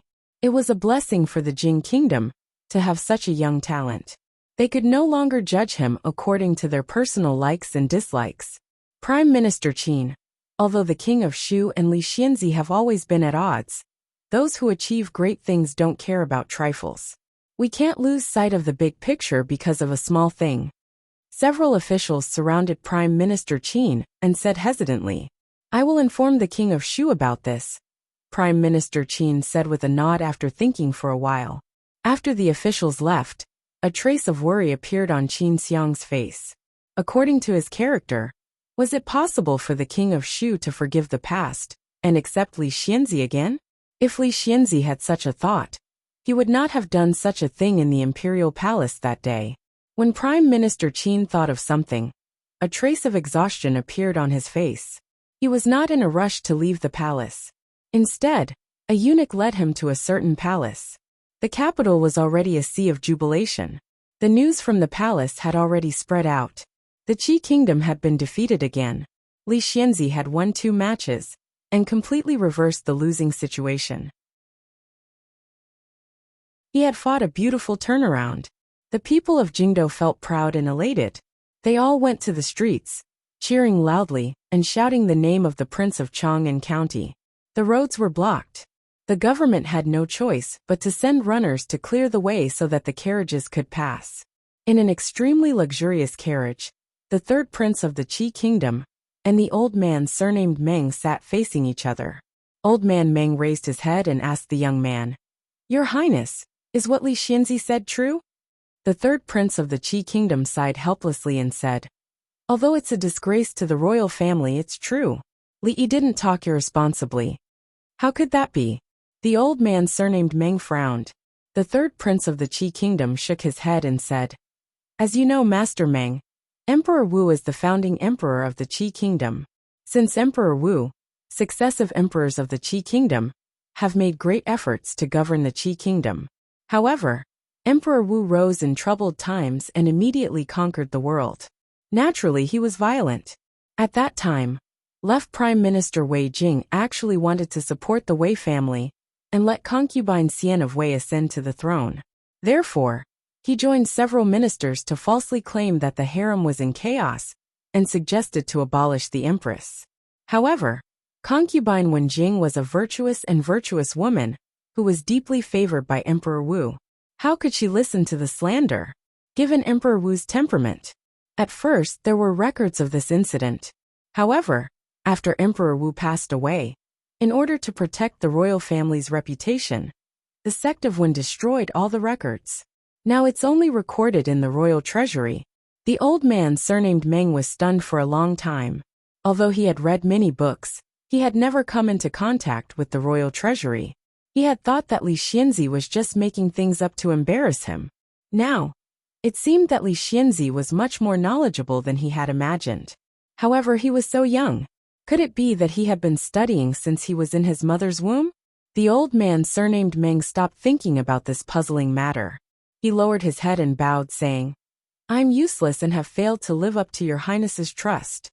"Lord Meng, you're exaggerating."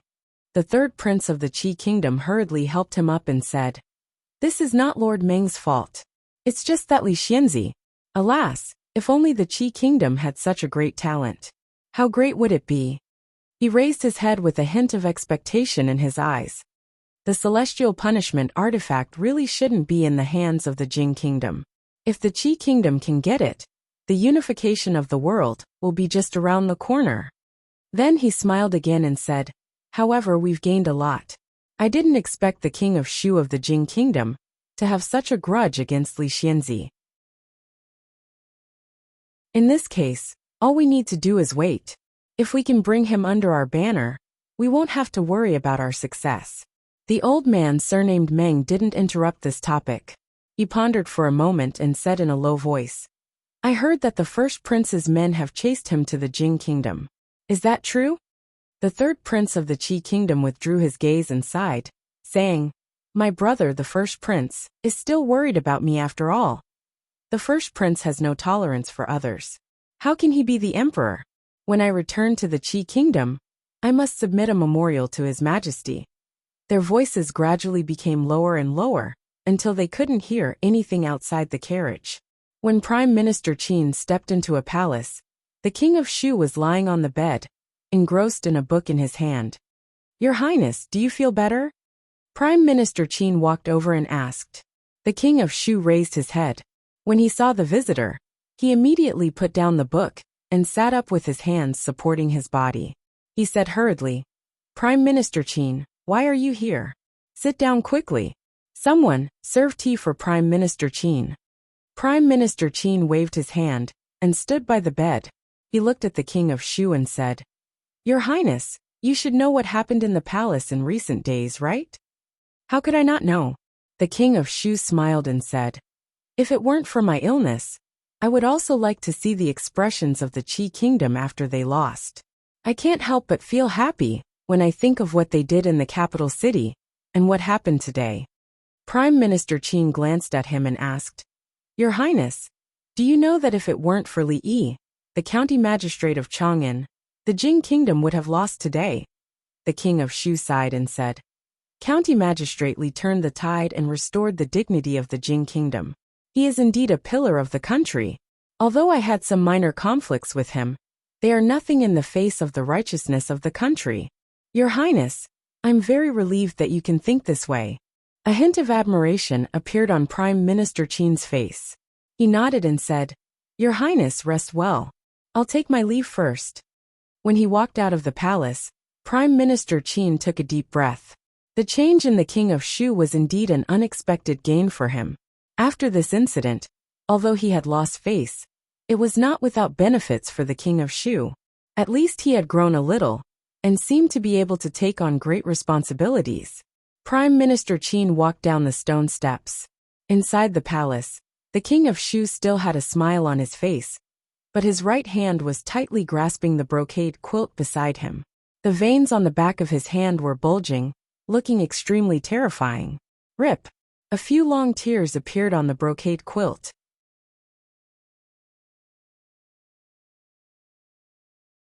Chapter 476. Be more diligent these 2 days. Clean up the house from top to bottom. If you do a good job, you'll double your monthly salary this month. When the servants and maids of the Viscount's mansion, no, the Earl's mansion heard this, their hearts began to beat faster, and even their eyes turned red. Oh my God! It was only the beginning of the month, and the monthly allowance had already been doubled. If it continued to increase at this rate, the monthly allowance they would get would be more than what they usually got in a year. In fact, the monthly allowance set by the old steward was just for show. If they met a master who would double the monthly allowance at the slightest disagreement, they would be ridiculed if they still got double the monthly allowance at the end of the month. Li Yi walked around the courtyard and waved at old Fong, who was about to go out. He said, "Old Fong, get someone to cover the corners of the tables, the corners of the wardrobe, the doors, these places that are easy to knock and trip over. Young master, it's not like we have nothing to do. Why do we wrap these things?" Fong said, curling his lips. "Just do it. Don't talk so much nonsense. If you ask one more question, you don't have to go to the city to work tomorrow. Why don't you take care of the brothel at the entrance of the village?" Fong's face suddenly changed and he said hurriedly, "Wrap it, I'll go now, I must. It'll be terrible if I trip and fall on the ground." Seeing Fong running out in a panic to find someone, Li Yi sat on a stone bench in the yard, drinking tea and resting. Mississippi Lu had not been seen for the past few days, and Rui and Xiaohuan had gone to the city to buy things. He had been directing people for half the morning, and he was indeed a little thirsty. The old emperor was indeed a man of his word. On the second day after the written examination, after all the officials had left the court, he became the county count of Chang'an. However, apart from the promotion, the increase in his salary, the doubling of his territory, and the promotion of his title of nobility, there didn't seem to be much use. But these were not important. The important thing was that Princess Yongning would come here in a few days for treatment. As for the upcoming wushu examination, who cared about the people and the courtiers talking about it? After sitting down for a while, Fong came in again and said, "Young master, there is someone outside who says he is your friend. He is waiting at the door." After saying this, Fong seemed to think of something and added, "He brought a gift, and it seems quite heavy. Then hurry and invite him in." To have friends come from afar, no matter how far they are, they must be killed. It was a joy, especially for friends who had brought gifts and were very sincere. They must not be neglected. People like Li Xian, who never brought gifts and always liked to steal things from home, weren't welcome on the list. "I came to visit without an invitation. I hope you don't blame Brother Li." When the third prince of the Qi kingdom stood in the courtyard and cupped his hands towards him with a smile, Li Yi's expression was somewhat startled. He did not expect that he was the one who came to visit with such a generous gift. "Why, Brother Li, do you not welcome me?" the third prince of the Qi kingdom asked with a smile. Li finally came to his senses and stretched out his hand, saying, "Please. What is the purpose of your visit today, third prince?" In the living room, the two of them sat down. After a maid served tea, Li Yi went straight to the point. He had only met the third prince of the Qi kingdom a few times. Although he did not have any ill feelings towards him, due to their opposing statuses, they could not be considered friends. Logically speaking, the third prince should be gnashing his teeth in hatred for him for ruining his plans, right? But the third prince did not seem to care at all. At least he could not guess what he was thinking. The third prince of the Qi kingdom waved his hand and said, "Brother Li, there is no need to be so formal. There is no third prince here. There is only Zhao Yi." Li only knew that Zhao was the surname of the Qi kingdom. This was the first time he heard the name of the third prince. He was even more puzzled. This third prince acted like he was very familiar with him, but he did not seem to know him that well. Zhao Yi smiled and said, "Brother Li, you don't have to worry. I am not a narrow-minded person." Brother Li won the 2 matches fair and square. Even Xiu won and old Mr. Meng praised you. We have underestimated the people of the world. It is not unjust that we lost the 2 matches. Li did not know what to say. Could it be that the third prince had sent such a generous gift just to get close to him? Third prince, if you have something to say, please say it. Li spoke again. After all, he still had to live in the Jing kingdom. It was not suitable for him to be too close to the third prince. If it were not for the fact that Li Yi did not have a bad impression of him, and that he admired him a little, he would have asked Feng to send him off long ago. The third prince seemed to have a good personality. Li Yi had discovered this the first time he had seen him. Ever since he stepped into the courtyard, none of his expressions or movements had made Li Yi feel uncomfortable. Talking to such a person would naturally give one a feeling of being bathed in the spring breeze. It does not matter whether Brotherly believes it or not. I really want to be friends with Brotherly. Zhao looked at him and said, I have seen many young talents. But after meeting Brotherly, I finally understand what it means to be a genius. To tell you the truth, Brotherly was not born in the Great Qi Kingdom. Instead, you were born in the Jing Kingdom. I am very sorry.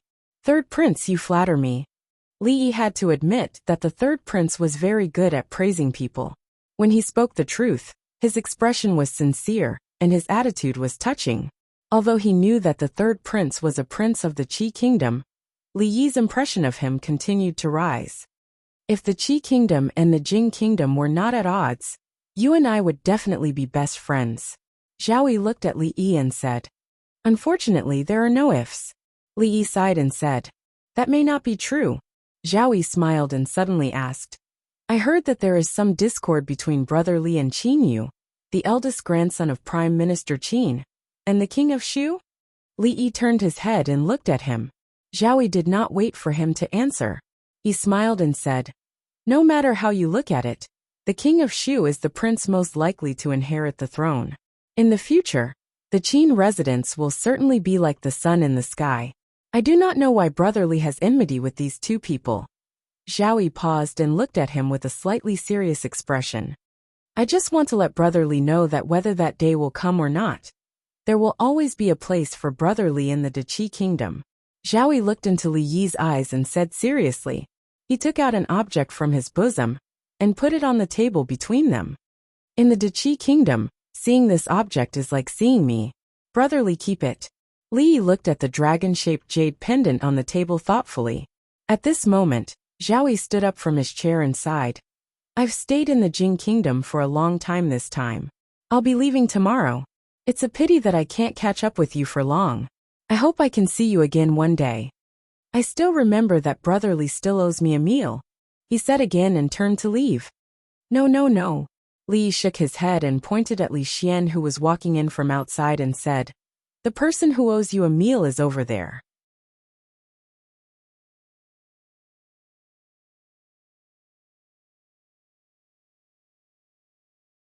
Chapter 477. Imperial Uncle actually agreed to let Yongning leave the palace. How did you do it? Li Xian strode in from outside, followed by a guard carrying 2 food boxes in his hands. He had just finished speaking when he saw the young man standing opposite him. He was stunned and blurted out, Why are you here? The third prince of the Qi Kingdom, Zhao Yi, was also stunned, but then he cupped his hands and said with a smile, Crown Prince Li Xian, what a coincidence. At a square table in the hall, Li Xian pointed at the dishes he had brought, which were prepared to go with wine while chatting with Li Yi. He looked at the third prince of the Qi Kingdom and said, Let's eat. After today, we don't owe each other anything. The expression on his face was a little gloomy. Obviously, he still held a grudge for being cheated by the third prince of the Qi Kingdom. I don't think I've offended Brotherly in any way, have I? Zhao didn't start eating, but looked at Li Xian and said, That day in the Jade Courtyard, why didn't you say you were the third prince of the Qi Kingdom? Li Xian looked at him and said with some anger. He wasn't angry about the identity of the other party. There were so many princes in the Qi Kingdom, and he didn't have the time to hate them one by one. He was angry that he finally met a fellow who was fated to be with him. But in the end, the other party was the prince of the Qi Kingdom, who single-handedly planned a series of events against the Jing Kingdom, almost making Imperial Uncle and the court officials lose face. Before this, Li Xian's impression of him was that he was a compassionate young man who would help out when he saw injustice. The contrast was so great that the crown prince couldn't accept it.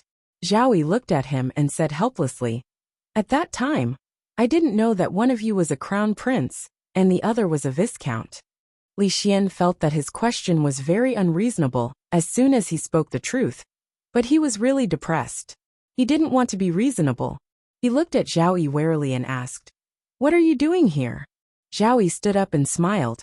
"I will be leaving tomorrow. This time, I came to bid farewell to Brother Li." From start to finish, he didn't touch his chopsticks. After he finished speaking, he looked at the two of them deeply and walked out the door. When he reached the door, he suddenly stopped. Without turning around, he said, "I think I'll owe you a meal first." When the figure of the third prince of the Qi kingdom disappeared, Li Xian immediately turned to look at Li Yi and asked, "What is he trying to do here?" Just like what he said, Li Yi tore off a drumstick, took a bite and said, "Good chicken. Next time you come, remember to bring 2 more." Li Xian shook his head and looked out the door once more. He then said, "Although this fellow isn't bad, he's still a prince of the Qi kingdom after all. It's best to stay away from him." "Your Highness, why did you tell Li Yi that you're leaving?" In a certain courtyard in the capital, many people were going in and out. The blue-robed, middle-aged man stood behind the third prince of the Qi kingdom and asked suspiciously, "What's going on? I feel that we will meet again in the future." Zhao Yi raised his head slightly and looked at the horizon. He said, "If father did not rush me so urgently, we would have more time to make arrangements." "It's a pity."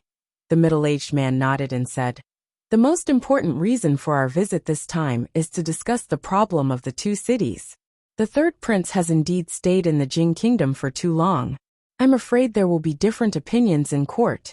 For His Majesty to be able to drag things out until now, I think it must not have been easy. I'm afraid that brother also contributed a lot." Zhao Yi sighed and said, "Send down the order that everyone should try to pack as little as possible. Just bring enough food for 5 days. On the road we must be careful. Then the combat examination. Are we not going to compete?" The middle-aged man hesitated for a moment and asked, "Compete? Of course we have to compete. At this point, winning or losing is no longer important. But just like the Jing kingdom's previous choice, even if we know we will lose, we cannot avoid it." The third prince of the Qi kingdom shook his head and said, "I will make arrangements for this matter. There is no need to worry. There is still one thing I don't understand." The middle-aged man bowed again and said, "Your Highness, why don't you just capture Li Yi and force him to reveal the secret of Tianfa? As long as we leave the capital The third prince of the Qi kingdom waved his hand and said, "This is the capital after all. None of the spies we sent to that place have returned. It is clear how much importance the Jing kingdom places on Tianfa. Even if we manage to force out the formula, we will certainly not be able to safely escape back to the Qi kingdom. Furthermore, Brother Li's value far exceeds Tianfa. These days, the people of the capital could finally hold their heads high after being suppressed by the people of the Qi kingdom. They won the competition between countries. It was said that the third prince of the Qi kingdom had done all he could. But he did not expect that there was such an outstanding talent as Li Xianzi in the Jing kingdom. He was too ashamed to stay in the capital anymore, and was going back to the Qi kingdom today. Early in the morning, the people of the capital were waiting at the city gate, waiting to see the people of the Qi kingdom make a fool of themselves. "Hey, that is the carriage of the third prince of the Qi kingdom.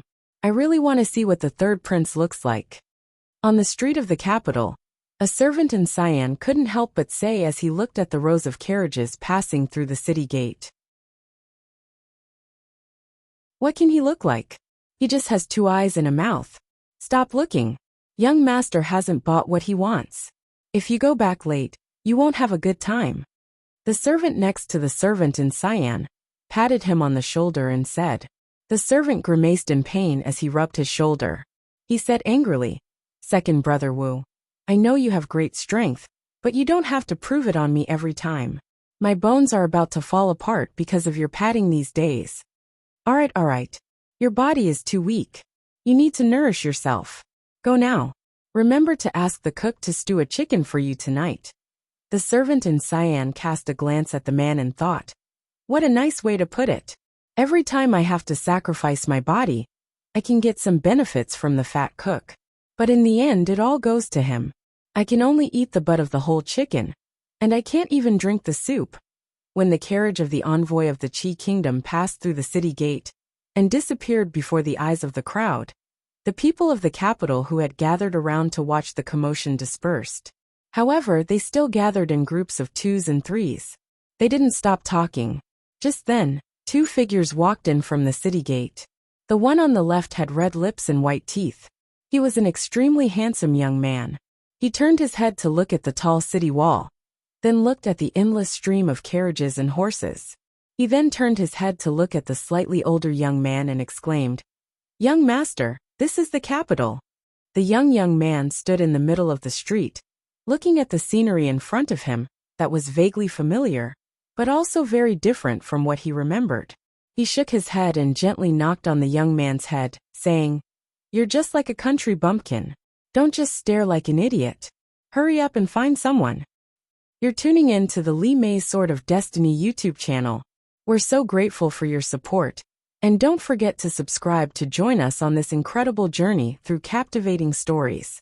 Your generosity through donations truly makes a world of difference, as it's the primary source of revenue that allows me to expand and enhance this channel for you.